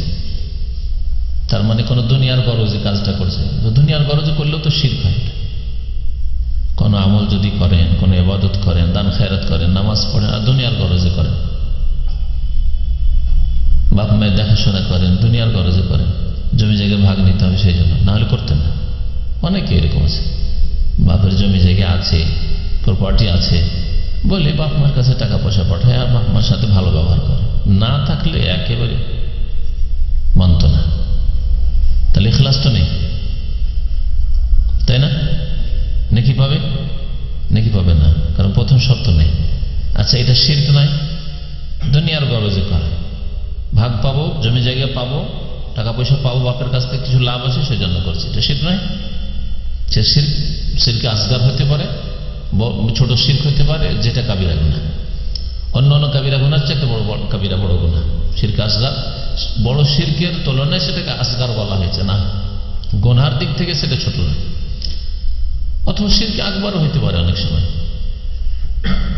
তাহলে ইখলাস দিয়ে তৌহিদের ব্যাখ্যা করা যেতে পারে, তৌহিদ দিয়ে ইখলাসের ব্যাখ্যা করা যেতে পারে। তো ইখলাস বলেন অথবা তৌহিদ বলেন বা শিরক মুক্ত হওয়া বলেন। যে ব্যক্তি শিরক মুক্ত হইল, শিরক মুক্ত হয়ে তৌহিদ প্রতিষ্ঠা করলো, কারণ শুধু শিরক মুক্ত কিন্তু ইবাদত করেন না, তাহলে সে তো নাজাত পাবে না। একটা লোক শিরক করে না, কবর মাজার পূজা করে না, দেবদেবীর কাছে যায় না, হ্যাঁ, কিন্তু নামাজও পড়ে না, রোজাও রাখে না, তাহলে কখনো সে পরিত্রাণ পাবে না। তো ইবাদত বন্দেগী কবুল হওয়ার জন্য প্রথম শর্ত হচ্ছে ইখলাস বা তৌহিদ বা শিরক মুক্ত হওয়া। আল্লাহ বলেছেন ওয়ালা ইউশরিক বিইবাদাতি রাব্বিহি আহাদা, আর সেই আমলটা কবুল হওয়ার যোগ্য হইতে হবে আমালান সালিহান, মানে সাওয়াবান মুওয়াফিকান লিসুন্নাহ, সহিহ শুদ্ধ যেন হয়, নবী করিম সাল্লাল্লাহু আলাইহি ওয়াসাল্লামের তরিকা মোতাবেক হয়, নবী সাল্লাল্লাহু আলাইহি ওয়াসাল্লামের তরিকা মোতাবেক যেন হয়। এই আয়াতে এই দুটো যে আমল কবুল হওয়ার শর্ত তা মজুদ আছে, আমরা বলেছেন। আমালান সালিহান মানে বিদাতি আমল না হয়, সুন্নতি আমল হয়, আর ওয়ালা ইউশরিক বিইবাদাতি রাব্বিহি আহাদা মানে তৌহিদ যেন থাকে, শিরক মুক্ত হয়। তাহলে আল্লাহ পাকের সাথে ভালো অবস্থায় সাক্ষাৎ করতে পারবে, আল্লাহ পাক রাজি হবে। এই দুটো শর্তের সাথে যে কোনো আমল করবে কবুল হবে। আল্লাহ পাক আর ইরশাদ করেছেন সমস্ত নবী রাসূলগণ সম্পর্কে, ওয়াকালা তাআলা, মহান আল্লাহ ইরশাদ করেছেন ওয়ালাকাদ উহিয়া ইলাইক, হে নবী তোমাকে ওহী করা হয়েছে, আল্লাহ পাকের আদেশ, ওয়া ইলাল্লাযিনা মিন ক্বাবলিক, এবং তোমার পূর্বে যারা এসেছে নবী রাসূলগণ এসেছেন তাদেরকেও ওহী করা হয়েছে, লাইন আশরাকতা, তুমি যদি শিরক করো, হে মুহাম্মদ তুমি যদি শিরক করো, হে নূহ তুমি যদি শিরক করো, হে মূসা ঈসা তুমি যদি শিরক করো। এইভাবে প্রত্যেককে তাদের জামানায় যখন যখন নবী রাসূল হয়ে তারা এসেছেন, আল্লাহ পাক রব্বুল আলামিন প্রত্যেক নবী রাসূলগণকে সম্বোধন করেছেন লাইন আশরাকতা বলে। তুমি যদি শিরক করো, লা ইয়াহবাতান্না আমালুকা, তাহলে তোমার আমল বিনষ্ট হয়ে যাবে, ধ্বংস হয়ে যাবে, বরবাদ হয়ে যাবে। হাবিতা ইয়াহবাত মানে ধ্বংস হয়ে যাওয়া, বরবাদ হয়ে যাওয়া। ওয়ালা তাকুনান্না মিনাল খাসিরিন, আমল করলেন তারপরে যদি সেটা থাকে না, ধ্বংস হয়ে যায়, তাহলে ক্ষতিগ্রস্ত। ওয়ালা তাকুনান্না মিনাল খাসিরিন, অবশ্যই অবশ্যই তুমি ক্ষতিগ্রস্তদের অন্তর্ভুক্ত হবে,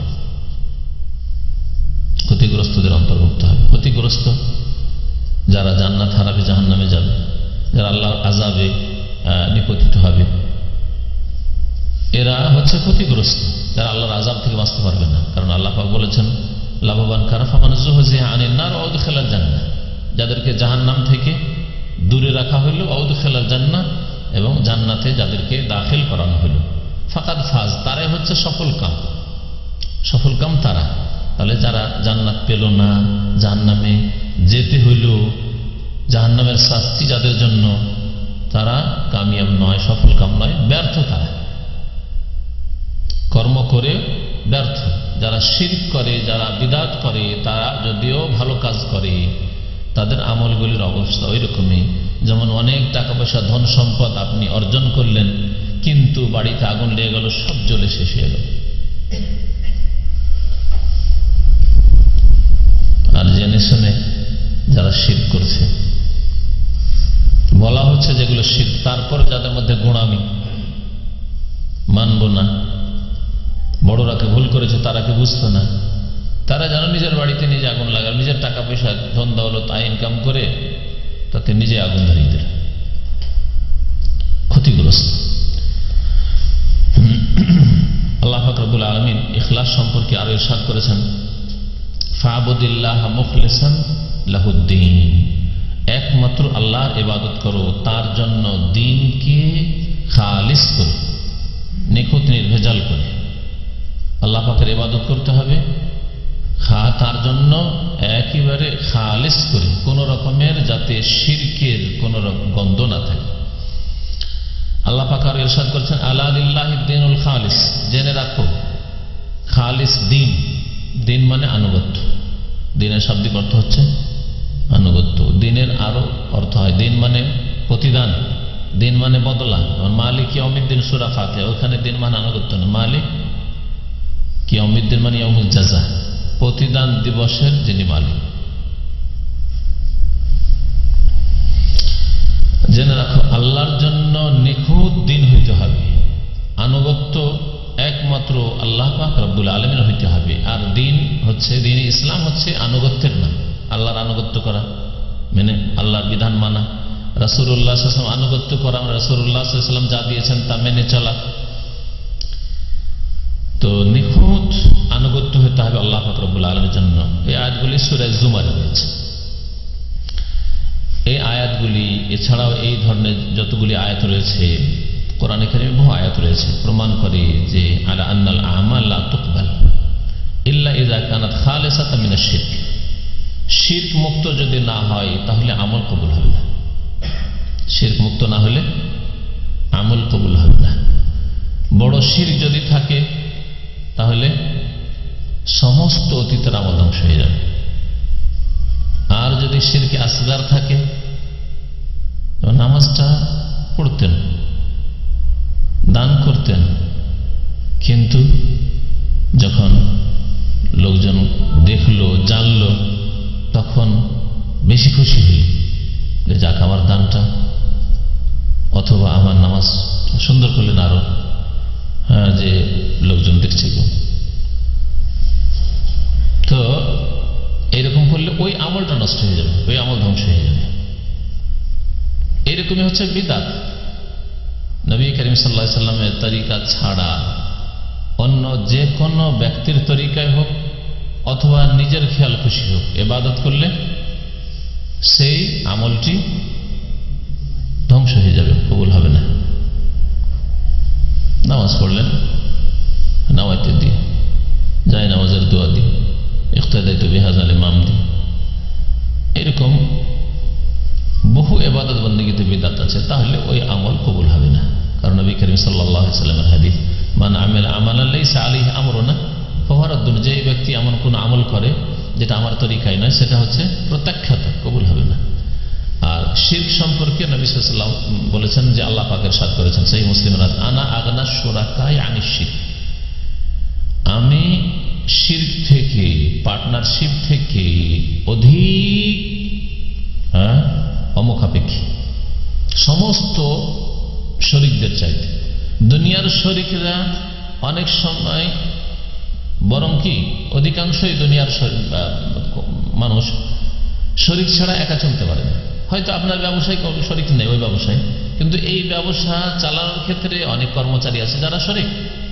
অর্থের দিক থেকে শরীক না থাকলে পরামর্শের দিক থেকে শরীক আছে, হ্যাঁ, বা ওই কাজগুলি করার ক্ষেত্রে লেবার না থাকলে আপনি একা করতে পারতেন না।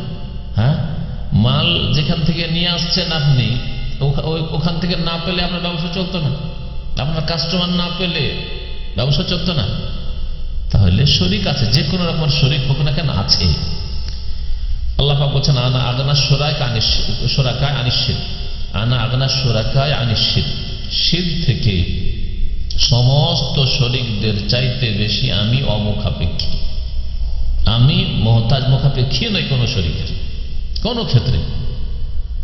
সুতরাং ফামান আমেলা আমালান, কেউ যদি এমন কোন আমল করে, কর্ম করে, আশরাকা ফিহে মাইয়া গায়রি, সে আমলে আমার সাথে কাউকে যদি শরীক করে, কেউ দেখছে বলে এই কাজটা সুন্দর করে করলো, তার একটু শিরকা হোক, তাকেও ছেড়ে দিই আর তার এই শিরকেও ছেড়ে দিই, মানে এই শিরকি আমলকেও ছেড়ে দিই, তার মানে ওই আমল কবুল হয় না। শিরক যে এত মারাত্মক, আর তৌহিদ যে দ্বীনের জন্য অত্যন্ত জরুরি, যেটা হচ্ছে সহি আকীদা। আল্লাহ পাক সম্পর্কে তৌহিদের আকীদা হচ্ছে সহি আকীদা। এই আকীদা একমাত্র মুসলিম উম্মায় রয়েছে, যে মুসলিম উম্মারও অধিকাংশ লোক শিরকে লিপ্ত হয়ে গেছে। মুসলিম উম্মাহ ছাড়া অন্য কোন জাতিতে তৌহিদ আল্লাহর একত্র নেই। যে কোনো ধর্ম অবলম্বীকে নেন আপনি, কোন ধর্ম অবলম্বী দুনিয়ায় পাবেন না যাদের কাছে তৌহিদ আল্লাহর একত্র আছে। যে কোনো ভাবে হোক না কেন শিরক ঢুকেছে, সে দেবদেবীর পূজা হোক, অথবা তৃতীয়বাদ হোক, হ্যাঁ, অথবা আর অন্য কোনো ভাবে হোক, শিরক ঢুকে পড়েছে।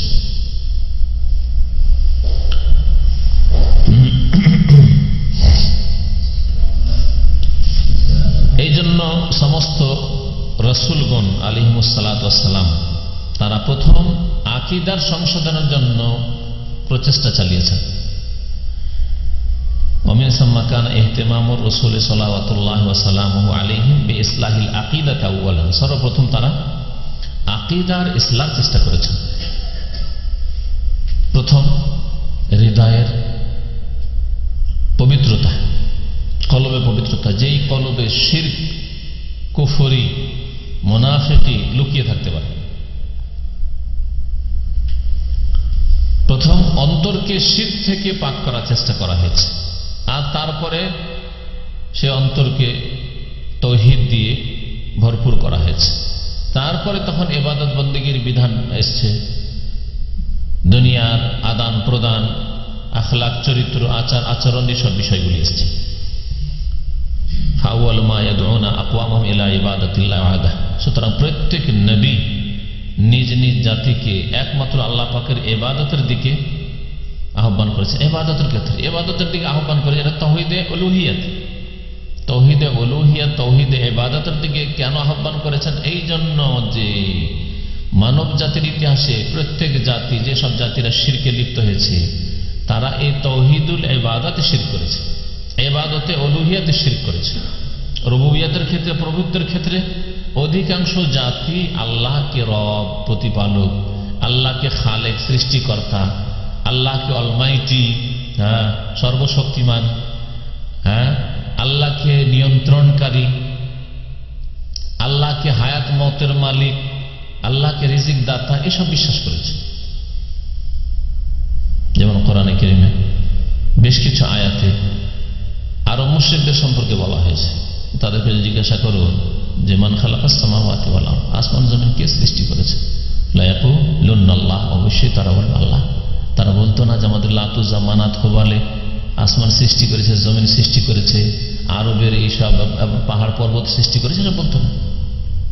তারা ইবাদতে শিরক করত। নূহ আলাইহিস সালামের জাতি যেই যুগ থেকে শিরক শুরু হয়েছে, তারাও ইবাদতে শিরক করেছে।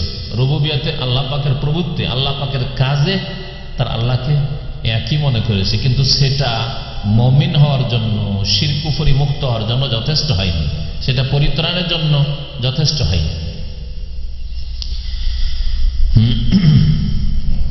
একমাত্র আল্লাহর ইবাদতের দিকে তারা আহ্বান করেছেন এবং আল্লাহ ছাড়া অন্যের ইবাদত ত্যাগ করার জন্য আহ্বান করেছেন।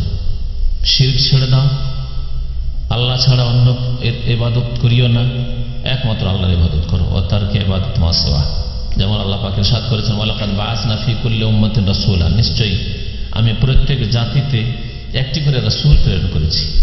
সেই জাতির পিরিয়ড কতটা, এটা আল্লাহ পাকের কাছে। এখানে এই কথা বলা হয়নি যে প্রত্যেক 100 বছর পর, 200 বছর পর, 500 বছর পর একটা করে রাসূল পাঠিয়েছে।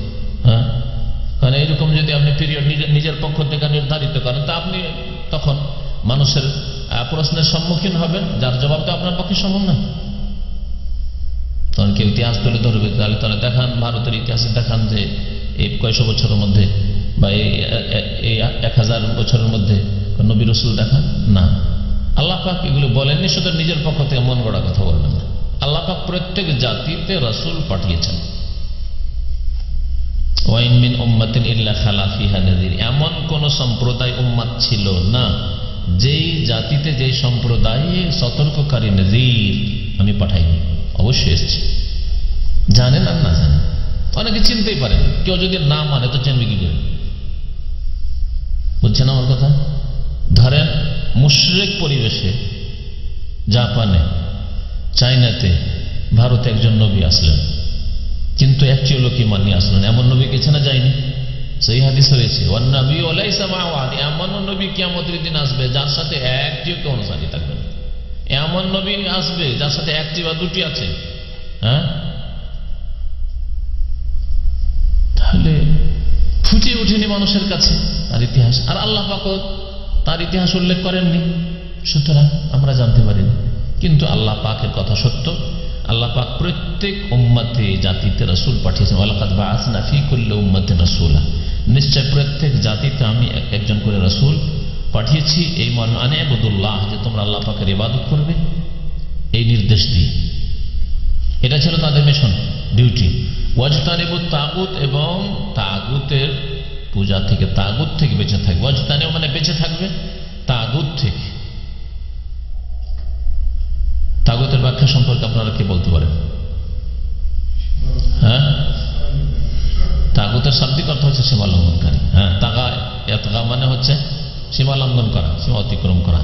তো তাগুত যারা সীমা লঙ্ঘন করেছে বা যার সম্পর্কে সীমা লঙ্ঘন করা হয়েছে, তাদের থেকে বেঁচে থাকে। ওরা নিজেরাই সীমা লঙ্ঘন করেছে অথবা লোকেরা তাদের সম্পর্কে সীমা লঙ্ঘন করেছে।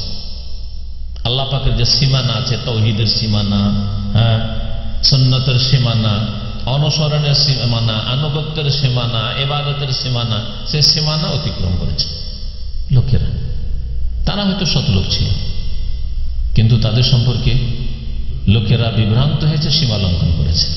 যেমন অনেক নেক লোকদের কবর মাজারে পূজা হচ্ছে, সেসব লোক হয়তো নেক লোক ছিলেন, আইম্মা ছিলেন, ইমাম ছিলেন, আলেমে দ্বীন ছিলেন, দ্বীনের খাদেম ছিলেন, সেই আকীদারী ছিলেন, কিন্তু তাদের সম্পর্কে লোকেরা সীমা লঙ্ঘন করেছে বলেই তাগুতের অন্তর্ভুক্ত তারা। কিন্তু তারা নিজেরা তাগুত নয়, তাদেরকে তাগুত হিসাবে তারা মেনে নিয়েছে।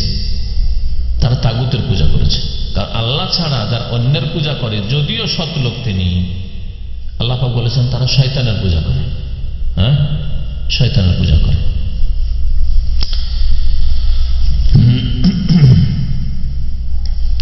যত নবী রসুলগণ এসেছেন তারা প্রত্যেকে সর্বপ্রথম নিজ সম্প্রদায়কে সম্বোধন করেছেন ইয়া কওমে, হে জাতি, হে আমার সম্প্রদায়, উবুদুল্লাহ মা লাকুম মিন ইলাহিন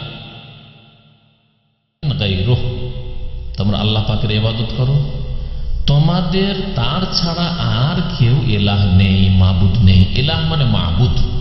আল্লাহ ইয়া আল্লাহ বাবে ফাতাহ ইফতাহ থেকে যতগুলি ব্যাখ্যা করা হয়েছে ইলাহ, তাফসির বাইজাবিতে অনেকগুলি ব্যাখ্যা পেশ করেছেন ইমাম বাইজাবি রহমতুল্লাহ আলাইহি।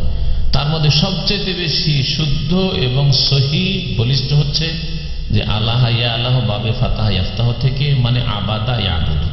আল্লাহ ইয়া আল্লাহ ইলাহান মাসদার, মাসদার বিমান ইসমে মাফউল। তাহলে ইলাহুন মানে হচ্ছে মালুহ, আর মালুহুন মানে হচ্ছে মাবুদ। আবাদা ইয়াবুদু মাবুদান, ইলাহান মানে মাবুদান। তাহলে ইলাহ মানে হচ্ছে মাবুদ। ওর জমা হচ্ছে, বহুবচন হচ্ছে আলিহা। লাউ কানা ফীহিমা আলিহাতুন ইল্লাল্লাহ, আল্লাহ ছাড়া যদি এই আসমান জমিনে বহু ইলাহ হইত, আলিহা। তো ইলাহ কেন বলা হয় ইলাহকে, মাবুদকে? কারণ তার ইবাদত করা হয়।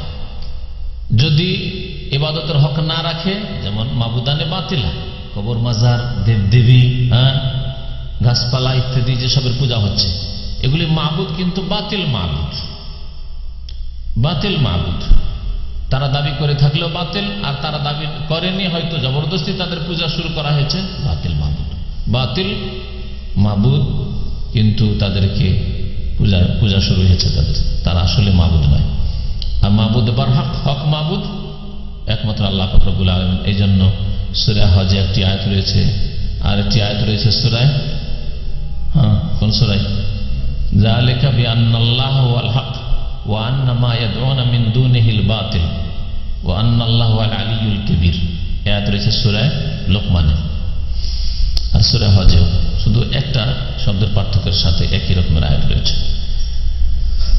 যালিকা বিআন্নাল্লাহু ওয়াল হক, শুনে রাখো যে আল্লাহ হচ্ছেন সত্যবার হক মাবুদ। ওয়া আন্না মা ইয়াদউনা মিন দুনিহি, আর আল্লাহকে বাদ দিয়ে যাদেরকে এরা ডেকে থাকে, যাদের কাছে দোয়া করে থাকে, যাদেরকে আহ্বান করে থাকে, তারা হচ্ছে বাতিল। আল্লাহ বলছেন ওয়া আন্না মা ইয়াদউনা মিন দুনিহিল বাতিল, সূরা লোকমানে, আর সূরা হজ ওয়া আন্না মা ইয়াদউনা মিন দুনিহি হুয়াল বাতিল।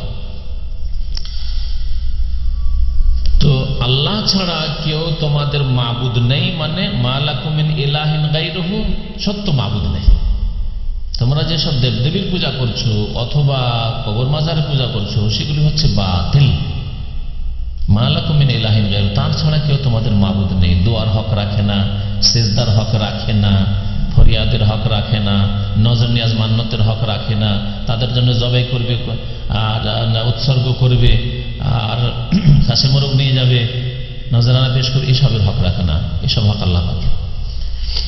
এই আয়াতটি সূরা আরাফের কয়েক জায়গায় আছে। সূরা আরাফে আয়াত নম্বর 59 আছে, 65 আছে, 73 আছে, 85 আছে।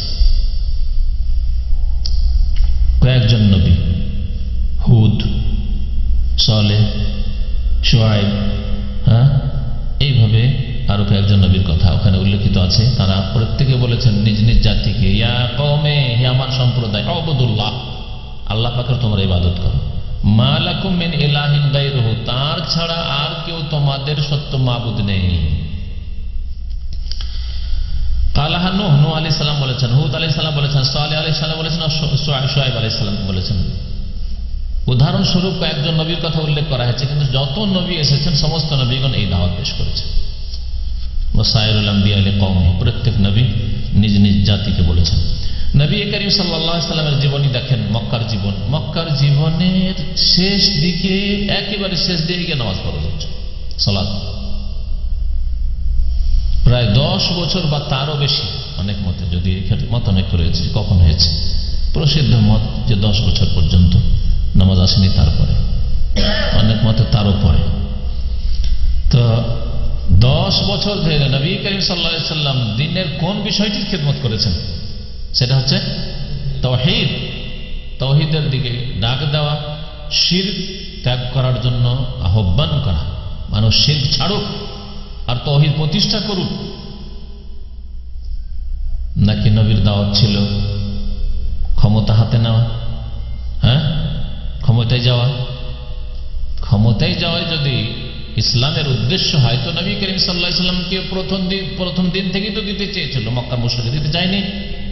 ইয়া মুহাম্মদ ইন কুনতা তুরিদু মুলকান, হে মুহাম্মদ তুমি যদি রাজত্ব চাও, মাল্লাকনাক, তোমাকে কিং বানিয়ে দিচ্ছি, শাসক বানিয়ে দিচ্ছি, আপনাকে মেনে নিচ্ছি, কিন্তু আমাদের দেবদেবীদের বিরুদ্ধে বলিয়েন না। তাওহীদে উলুহিয়্যাহ, তাওহীদুল ইবাদা যখন বলতে গেলেন তখন তারা শত্রু হল। যদি তিনি বলতেন দেখো আমার উদ্দেশ্য হচ্ছে নেতৃত্ব, আমার উদ্দেশ্য হচ্ছে যে অসৎ লোকদেরকে ঠিক করতে হলে শুধু এইরকম দাওয়াত দিয়ে চলবে না, বরং ক্ষমতা হাতে নিতে হবে, প্রশাসন হাতে নিতে হবে, সেনাবাহিনী হাতে নিতে হবে, জনবল হাতে নিতে হবে, ক্ষমতা না হলে ঠিক করা যাবে না, ক্ষমতা হলে ডান্ডা পিটি সব ঠিক করে দেবো, যেমন আজকালকার ধর্মের নামে রাজনীতি করা লোকেরা বলে থাকে, ক্ষমতা না হলে হয়, ক্ষমতা না হলে তো ঠিক করা যাবে না, সুতরাং ক্ষমতা হাতে নিতে হবে। এর জন্য মরিয়া হয়ে লেগেছে। আর এটা নবীর আদর্শ নয়, যার ফলে এসব বালা মুসিবত, সমস্ত বালা মুসিবত। এই জন্য নবী করিম সাল্লাল্লাহু আলাইহি সাল্লামের তরিকা মোতাবেক চলার পরে যদি বিপদ আপদ আসে তাহলে সেটা আল্লাহ পাকের পক্ষ থেকে পরীক্ষা, কিন্তু এটা হচ্ছে আযাব যারা নবী করিম সাল্লাল্লাহু আলাইহি সাল্লামের তরিকা বাদ দিয়ে অন্য তরিকা অবলম্বন করেছে। ইমাম মালিক রাহমাতুল্লাহ আলাইহি বলেছেন, লা ইয়াসলুহা আখিরু হাযিহিল উম্মাহ ইল্লা বিমা সালাহা বিহি আউয়ালুহা, এই উম্মতের শেষ যুগের মানুষের সমস্যার সমাধান হবে না, একমাত্র ওই পথেই হবে, ওই তরিকাতেই হবে যেই তরিকায় সমস্যার সমাধান হয়েছে। বিমা সালাহা বিহি আউয়ালুহা, মা আউয়ালু হাযিহিল উম্মাহ, এই উম্মতের প্রথম যুগের মানুষের সমস্যার সমাধান যেইভাবে হয়েছে ওইভাবে কিয়ামত পর্যন্ত হইতে হবে। অন্য কোনো রাস্তা যদি অবলম্বন করা যায় তাহলে কখনো সমস্যার সমাধান হবে না। গণতান্ত্রিক পদ্ধতিতে দেশের অধিকাংশ লোকেরা যদি আমাদের সমর্থন করে তাহলে আমরা ইসলামপন্থীরা আমরা নেতৃত্বে যাব আর আমরা দেশের কল্যাণমূলক কিছু কাজ করব। এই আদর্শ নবী করিম সাল্লাল্লাহু আলাইহি ওয়াসাল্লাম, সাহাবায়ে কেরাম, তাবেঈন, তাবেঈনদের জামানায় ছিল না। আর কখনো কোন যুগে সিংহভাগ মানুষকে হেদায়েত করা যাবে না, অসম্ভব কথা। কখনো কোন যুগে অধিকাংশ মানুষ ভালো মানুষ হবে না, যদি হয়ে যায় তাহলে কোরআনের উল্টো হয়ে যাবে, হবে না। জি, নবী করিম সাল্লাল্লাহু আলাইহি সাল্লাম কত বছর ছিলেন মক্কায়? ওয়াকাদ বাকিয়া নবী সাল্লাল্লাহু আলাইহি সাল্লাম ফি মক্কা বাদাল বিসাতি 13 আমান। নবী করিম সাল্লাল্লাহু আলাইহি সাল্লাম নবুয়ত প্রাপ্তির পরে, বিসাত মানে নবুয়ত প্রাপ্তির পরে মক্কায় 13 বছর অবস্থান করেছেন। নবী হওয়ার পরে 13 বছর ইয়াদউন নাস ইলা তাওহীদ, মানুষকে তাওহীদের দিকে আহ্বান করতেন। ওয়া ইসলাহিল আকীদা, আকীদা সংশোধনের জন্য, আল্লাহ সম্পর্কে সহি আকীদা, আখিরাত পরকাল সম্পর্কে সহি আকীদা, নবী রিসালাত কি জিনিস, রাসূল সম্পর্কে সহি আকীদা, কোরআনে কারীম সম্পর্কে সহি আকীদা, তাকদীর সম্পর্কে সহি আকীদা, আল্লাহ পাকের যে আসমানি কিতাবগুলি সেই সম্পর্কে সহি আকীদা, তার সাথে বাতিল আকীদা থেকে সতর্ক সাবধান করা। যেসব বাতিল আকীদা ছিল, প্রত্যেক যুগে যুগে বাতিল আকীদা রয়েছে। তখনকার যুগের বাতিল আকীদার ধরন আলাদা ছিল, এখনকার যুগে আলাদা হইতে পারে, এখন আরো বেশি বাড়তে পারে, তখন হয়তো অন্যরকম ছিল, হতে পারে। তখন কি এরকম আকীদা ছিল না যে বৃষ্টি হইলে নক্ষত্রের মাধ্যমে বৃষ্টি হয়েছিল না? এর সংশোধন নবী করিম সাল্লাল্লাহু আলাইহি সাল্লাম করেননি। বৃষ্টি হলো রাত্রে, সকালে উঠে নবী করিম সাল্লাল্লাহু আলাইহি সাল্লাম বলছেন আসবাহাল লাইলাতা,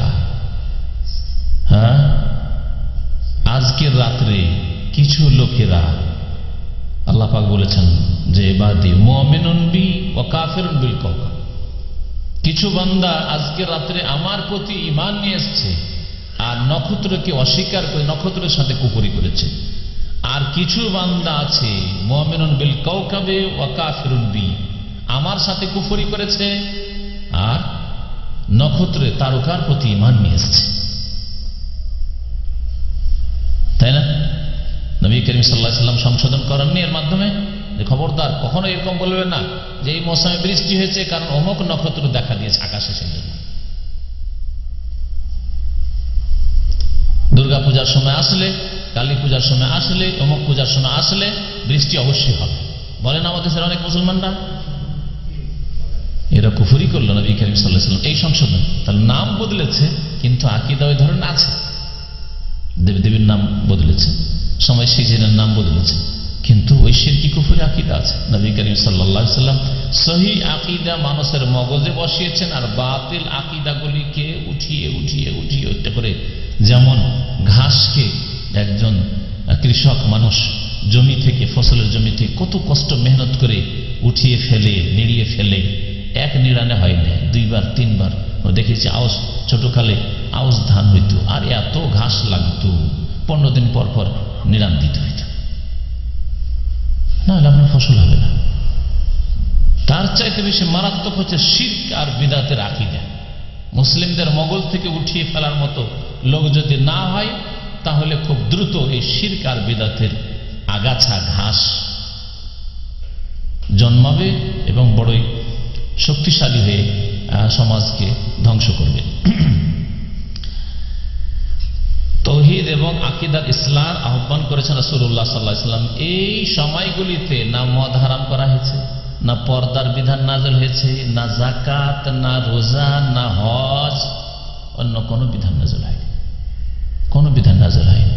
হালাল হারাম ওইসব নয়।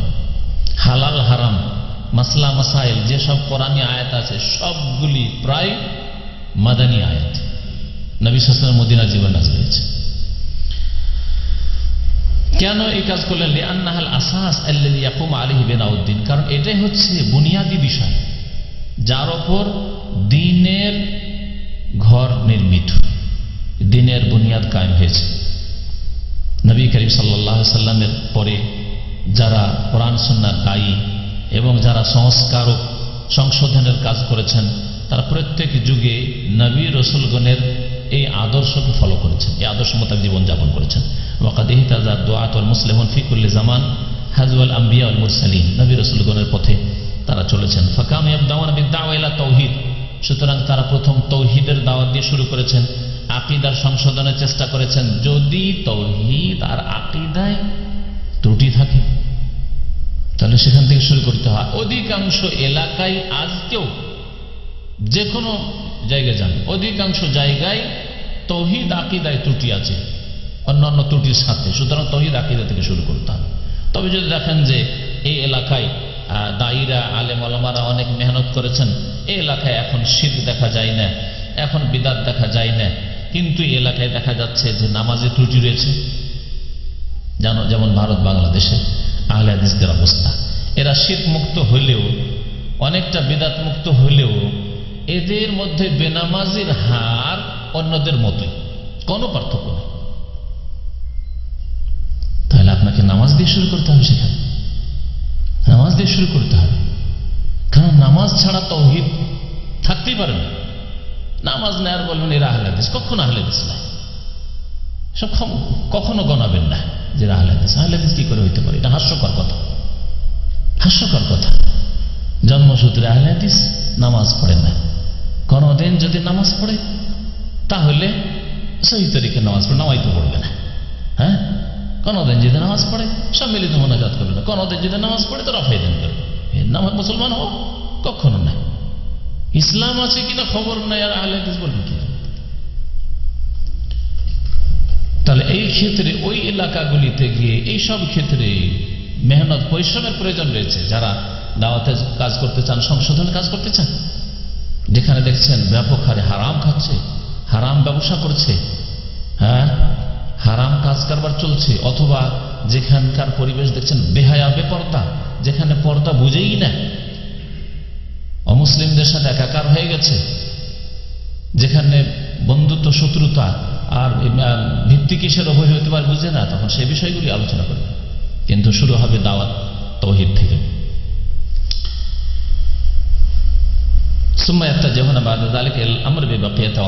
তারপরে অন্যান্য বিষয়গুলি নিয়ে আলোচনা শুরু করবেন, কিন্তু আল আহাম আল মুহিম মনে রাখবেন।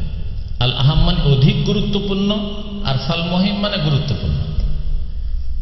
যেগুলি বিষয় গুরুত্বপূর্ণ না সেগুলি আলোচনা করবো না, হ্যাঁ তাই না? তাহলে গুরুত্বপূর্ণ অবশ্যই, দিনের প্রত্যেকটি বিষয় গুরুত্বপূর্ণ, মনে রাখবেন। কখন এই কথা বলবেন না, আর আমরা বলিও না কখন যেটা সুন্নাত সেজন্য গুরুত্বপূর্ণ না, অবশ্যই গুরুত্বপূর্ণ।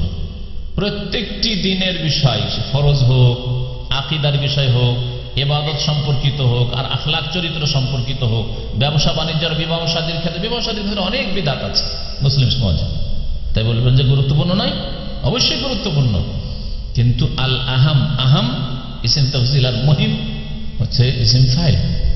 আল আহাম মানে হচ্ছে অধিক গুরুত্বপূর্ণ। যেই বিষয়গুলি অধিক গুরুত্বপূর্ণ আপনার গ্রামে, আপনার সমাজে, আপনার এলাকায়, আপনি দূর দূরত্ব পর্যন্ত আপনার দাওয়াত যাচ্ছে, তাহলে যে বিষয়গুলি অধিক গুরুত্বপূর্ণ সেগুলি উপর আলোকপাত করতে হবে। আর তারপরে মহিম মানে যেসব বিষয় গুরুত্বপূর্ণ, আর যেগুলো গুরুত্বপূর্ণ নয় সেগুলি আলোচনা করে সময় আপনি নষ্ট করবেন না। কিসসা কাহিনী, কিসসা কাহিনী যদি নাও জানে মুসলমানরা, তাহলে তাদের ঈমান দুর্বল হবে নাকি? হ্যাঁ, বহু ঘটনা বলি আছে, কোরআনে কারিমে আছে, রাসূলুল্লাহ সাল্লাল্লাহু আলাইহি ওয়াসাল্লাম হাদিসে আছে। কিসসা কাহিনী জানতে হবে। ইয়াজুজ মাজুজ আসবে এতটুকু জানাই তো যথেষ্ট। ইয়াজুজ মাজুজ কিসসা কাহিনী কি, কেমন করে আসবে, দাজ্জাল আসবে তো কেমন করে আসবে জানতে হবে? কোনো জরুরি নয়, কোনো জরুরি নয়। তাহলে এই বিষয়গুলি অনেক পরের বিষয় আপনারা জানার, এগুলো হচ্ছে অধিক নলেজের জন্য। কিন্তু আপনার ঈমান কমে যাবে, ঈমান দুর্বল হয়ে যাবে যদি ডিটেলস না জানেন মেহেদী সম্পর্কে, আর দাজ্জাল সম্পর্কে, আর ইয়াজুজ মাজুজ সম্পর্কে না। কারণ আপনার আকীদা সম্পর্কে এখন জানা শেষ হয়নি, আপনার ইবাদত সম্পর্কে জানানো বা ইবাদত সম্পর্কে আপনার দাওয়াতের কাজ শেষ হয়নি, আপনার মানুষের ব্যবসা বাণিজ্য, আদান প্রদান, আখলাক চরিত্র এই সম্পর্কে আপনার কাজ শেষ হয়নি। তাহলে কিসসা কাহিনী কোন নবীর ঘটনা? আর আমাদের দেশের ওয়াজ মাহফিলগুলির বিষয়বস্তু হচ্ছে হ্যাঁ এই যে গল্প শুরু করলো, হয় কোরআনের কিসসা কাহিনী, এটা হলো খুব ভালো তাদের যদি হয় তাহলে। আর না হলে তাতে একবারে মরিচ মশলা দিয়ে এমন এমন কিসসা কাহিনী, যেসব কিসসা কাহিনী কোরআনেও নেই, হাদিসেও নেই, হ্যাঁ উদ্ভট কথা। আর না হলে এমন কিসসা কাহিনী যেগুলি ঘটেছে না, ঘটেনি, কাল্পনিক, হাসাবার জন্য আর কাঁদাবার জন্য না। এগুলি দিয়ে সময়কে নষ্ট করেছে ওয়াজ মাহফিলগুলিতে, যার ফলে আমাদের সমাজের সংশোধন হয়নি। যেখান থেকে আম্বিয়া রাসূলগণ শুরু করেছেন সেখান থেকে যদি আমরা শুরু করতাম, আর তারপর নবী করিম সাল্লাল্লাহু আলাইহি ওয়াসাল্লাম ইবাদত বন্দেগী থেকে শুরু করেছেন, মদিনা আসতে দেখেন ইবাদতের সিলসিলা শুরু হয়ে গেছে। নামাজ তো ফরজ মক্কাতে হয়েছিল, কিন্তু আজান আসেনি, তাই না? আজান মদিনায় এসে আজান আসলো, মদিনায় এসে সিয়াম রোজা আসলো, যাকাতের ডিটেলস মাসলা মাসাইল মদিনায় আসলো, হজ উমরা আসলো, হেজাব পর্দা আসলো, মদ হারাম হইল, জুয়া হারাম হইল, হ্যাঁ তাই না? ব্যবসায় কোন ব্যবসা হালাল, কোন ব্যবসা হারাম, কেমন ব্যবসা হলে হারাম হয়ে যাবে, ধোঁকা যদি থাকে, অস্পষ্টতা থাকে ইত্যাদি, সব জিনিস কখন আসলো? নবী করিম সাল্লাল্লাহু আলাইহি ওয়াসাল্লাম মদিনার জীবনে। ব্যবসায় হারাম খাচ্ছে আর মানুষকে কিসসা শুনিয়ে সারা রাত ব্যাপী জলসা শেষ হয়ে গেল, ওয়াজ মাহফিল শেষ হয়ে গেল। উদ্দেশ্য হচ্ছে ওয়াজ মাহফিলগুলো শুধু কালেকশন করা, মাদ্রাসার উন্নতি কল্পে, মসজিদের উন্নতি কল্পে, গ্রামের উন্নতি কল্পে ইত্যাদি ইত্যাদি, যার ফলে জাতির কোনো সংশোধন নেই। আল্লাহ পাক রব্বুল আলামিন যেন আমাদেরকে নিজেদের সংশোধন করার তৌফিক দান করেন, আকীদার সংশোধনের তৌফিক দান করেন, এবং আকীদার দাওয়াত দেওয়ার মানুষকে যেন তৌফিক দান করেন, ইবাদত বন্দেগীর সংশোধনের তৌফিক দান করেন, আর সুন্দরভাবে আল্লাহ পাকের ইবাদত বন্দেগী করার এবং আল্লাহ পাকের ইবাদতের দিকে দাওয়াত দেওয়ার তৌফিক দান করেন। আখলাক চরিত্র, ব্যবসা বাণিজ্য, হালাল হারামের আল্লাহ পাক ক্ষেত্রেও আমাদের সংশোধনের তৌফিক দান করেন, এবং আল্লাহ পাক তাতে যেন আমাদের বরকত দান করেন। নবী করিম সাল্লাল্লাহু আলাইহি ওয়াসাল্লামের তরিকা মোতাবেক জীবনের প্রত্যেকটি ক্ষেত্রে চলার জন্য তৌফিক দান করেন।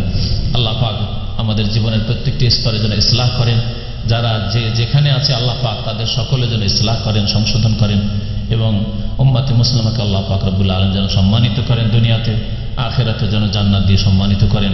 ওয়া সাল্লাল্লাহু আলা নবিয়িনা মুহাম্মদ ওয়া আলা আলিহি ওয়া সাহবিহি আজমাইন। আজকে বলেছিলাম যে 9টায় শেষ করবো, 9টা 5 হয়ে গেছে।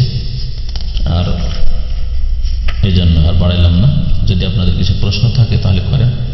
আর জাল হাদিস আগামী সপ্তাহে ইনশাআল্লাহ, এখন না, আগামী সপ্তাহে বা তারপরে সপ্তাহে। জি,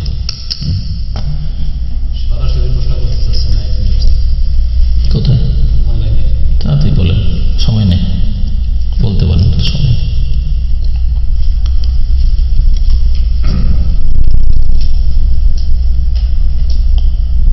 আপনাদের কোনো প্রশ্ন আছে আজকের আলোচনার উপর?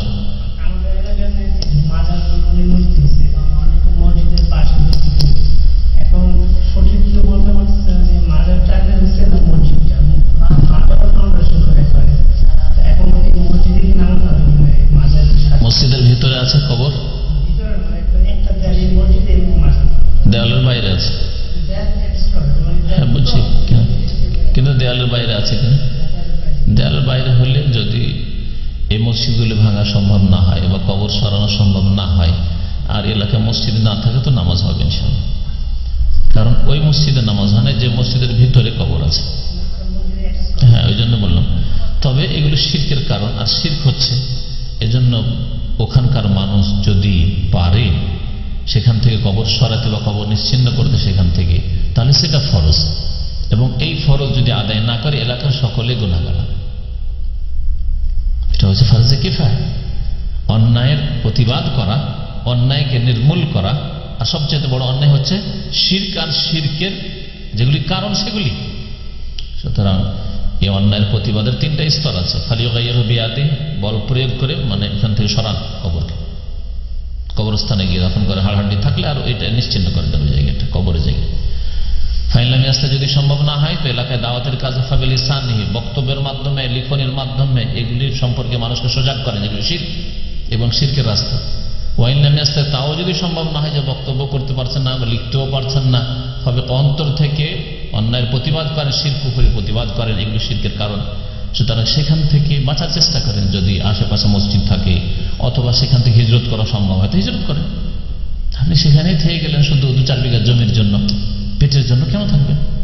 নবী সাল্লাল্লাহু আলাইহি ওয়াসাল্লাম মক্কা থেকে হিজরত করেছেন, আপনাকে হিজরত করতে হবে না শিরকের এলাকা থেকে? বলেন। প্রশ্ন আছে স্যার, যে গণতন্ত্র প্রসঙ্গে আছে, বলেছেন যে গণতন্ত্র যারা কাকে সাপোর্ট করবে, সমর্থন কাকে করবে, আমাদের দেশটা কি প্রশ্ন করেন? গণতন্ত্রই যখন বাতিল তাহলে আর সমর্থন করবেন কাকে? এই প্রচলিত কোনটাকে সমর্থন করা যাবে না, কোনটাই সমর্থন করা যাবে না। বাকি কথা হলো, একটা হচ্ছে আকীদার বিষয়, বিশ্বাসের বিষয়, যে গণতান্ত্রিক পদ্ধতির কোনো কিছুকেই সাপোর্ট করি না, এটা হচ্ছে আমাদের ঈমান। কিন্তু সাময়িকভাবে এখন আমাদের কাছে কিছুই নেই, তাহলে ভোট কাকে দেবো? সরাসরি হয়তো জিজ্ঞেস করতে চাইছে, ভোট কাকে দেবো? আপনার এলাকায় যেই লোকটাকে 3টা ক্যান্ডিডেটের মধ্যে বা 5টার মধ্যে বেশি সৎ দেখছেন, নামাজি, আল্লাহকে ভয় করে, জাতির খেয়ানত করবে না, হ্যাঁ, নিজের ব্যক্তি স্বার্থের চাইতে জাতির বৃহৎ স্বার্থকে বড় করে দেখবে, এইরকম লোক পান তো তাকে ভোট দেবে, যে কোনো দলের হোক। কারণ সবগুলি যখন বাতিল মতবাদে বিশ্বাসী, সুতরাং তার মধ্যে এরকম যদি পান তো তাকে দেবেন, হ্যাঁ। আর যদি না পান, সবগুলি চোর হয়, সবগুলি বেঈমান আত্মসাৎকারী হয়, তো কাউকে দেবেন।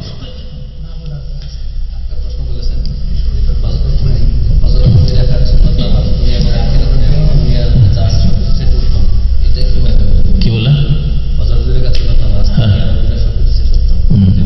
রাকাত আল ফাজর খায়রুম মিনাদ দুনিয়া মা ফিহা, নবী সাল্লাল্লাহু আলাইহি ওয়াসাল্লামের হাদিস, যে ফজরের 2 রাকাত সুন্নাত দুনিয়া এবং দুনিয়া যা কিছু আছে, ধন সম্পদ, সবকিছুর চাইতে উত্তম।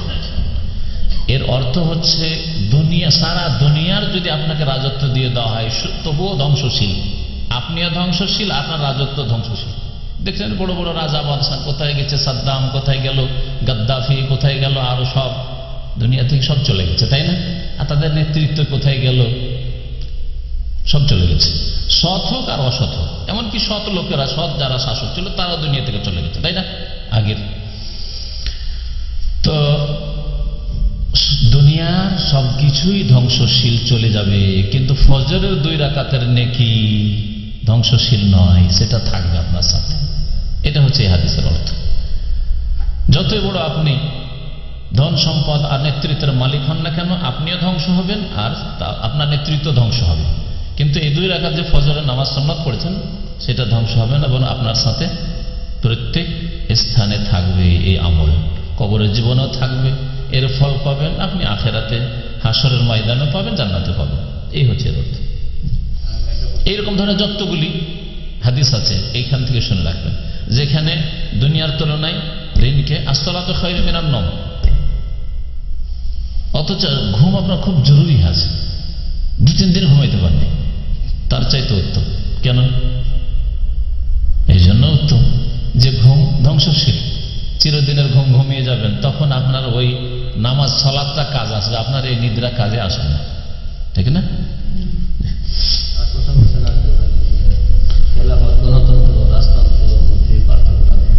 এগুলি বলার এখন সময় নেই, এত রাজনীতি কেন? তাহারাতের মশলা জানে না মানুষ, আজকে নামাজের মশলা জানে না। এবার যদি সেই উজু করতে বলে গাঢ় মাসা করে বসে থাকবো, আর খেলাফত আর গণতন্ত্র রাজতন্ত্র। আমরা আদার ব্যবসায়ী আর উড়োজাহাজের কেন খবর নেব?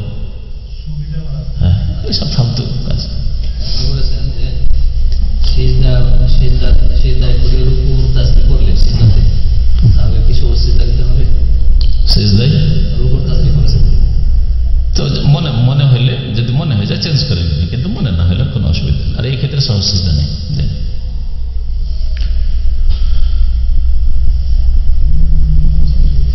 আর কোন যদি এই প্রশ্ন থাকে? জি হ্যাঁ, আপনাদের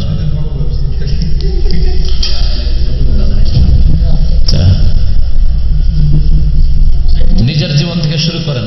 যারা রাজনীতির আলোচনা করতে চাইছেন তাদেরকে ভালো করে জিজ্ঞেস করছি, আপনার বিবির পর্দাটা ফুল হয়েছে? আপনার ছেলে মেয়েকে ইসলামের বুনিয়াদী জিনিস, পিলার অফ ইমান, পিলার অফ ইসলাম শিখাচ্ছেন? 5 ওয়াক্ত নামাজি করছেন? হ্যাঁ, কথা বুঝতে পেরেছেন তো? দ্বীনের যেগুলো জিনিস আপনার ব্যক্তি জীবনের সাথে সম্পর্কিত, তারপরে পারিবারিক জীবন, তারপরে সামাজিক জীবন, অর্থনীতি, নিজের হালাল ব্যবসা বাণিজ্য, হ্যাঁ, তারপর কথাবার্তা সত্যতা আছে কিনা, গীবত থেকে বাঁচছেন কিনা, চুগলখড়ি থেকে বাঁচছেন কিনা। গীবতের রোগ থেকে আলেম সমাজ তো বাঁচতে পারে না। আলেম সমাজের মুখরোচক কাজ হচ্ছে গীবত করা। 5 জন আলেম এক জায়গায় বসলে তখন শুনে হয় অমুক দায়ী আছে না, অমুক শাইখ আছে না, অমুক এই যে আছে না, এই তো আজকে তো মুসলিম জাতির অবস্থা এরকম। ইমাম বুখারী রাহমাতুল্লাহ বলছেন, আমি আল্লাহর সামনে হাজির হয়ে বলতে পারবো যে আল্লাহ, আমি কারো গীবত করিনি। আমরা বলতে পারবো? পারবেন কেউ? যে আমি কারো গীবত করিনি। আল্লাহ যেন আমাদের মাফ করেন, আল্লাহ যেন আমাদের মাফ করেন। তো এইরকম হন ইমাম বুখারী রাহমাতুল্লাহ আলাইহি। তো তখনকার যুগে আব্বাসী ভোগবিলাসী খেলাফত ছিল। ভোগবিলাসী খেলাফত মানে রাজতন্ত্র ছিল আর ভোগবিলাসী ছিল ইমাম আবু হানিফার যুগে। তারা কি আমাদের মতো কাপুরুষ না দুর্বল ছিলেন? না জেলের কথা বললে তাদের ভয় লাগতো যে তারা সমালোচনা করেননি, বলেননি যে এটা কি চলছে? হ্যাঁ, কিন্তু বলছেন আমাকে আল্লাহ পাক কিয়ামতের দিনে গীবত সম্পর্কে জিজ্ঞেস করলে আমি বলবো যে আল্লাহ কারো গীবত করি নাই। আল্লাহ যদি জিজ্ঞাসা করেন যে তুমি একটা হারাম খেয়েছো, আল্লাহকে বলতে পারবো যে আল্লাহ জীবনে কোনো হারাম খাইনি। ইমাম বুখারী সম্পর্কে এই দুটো কথা, দুটো রিওয়ায়াত আছে। চিন্তা করতে পেরেছেন তো? এইটুকু হয় যেই দিন আপনি বলতে পারেন নিশ্চিত আমি গীবত সম্পর্কে আল্লাহর কাছে জবাব দিতে পারবো, হারাম খাওয়া সম্পর্কে নিশ্চিত জবাব দিতে পারবো, মিথ্যা কথা বলা সম্পর্কে নিশ্চিত জবাব দিতে পারবো, তখন আল্লাহ পাক খেলাফত এমনি দান করে দিবেন। শুনে রাখেন আমার কাছে। এইরকম লোক তৈরি হন, এইরকম লোক মুসলিম তৈরি করেন।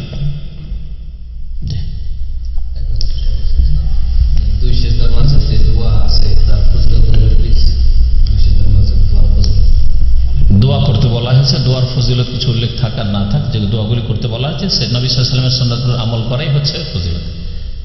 এই ডাকতে শুরু করেছে আমাদের জাকির, ইশারা করে এখান থেকে শেষ করে আগামী সপ্তাহে ইনশাআল্লাহ, বা এই প্রশ্নগুলি আগামী এতে শুক্রবারের দিন এসা পরে পেশ করবেন। সুবহানাকাল্লাহুম্মা ওয়া বিহামদিকা আশহাদু আল্লা ইলাহা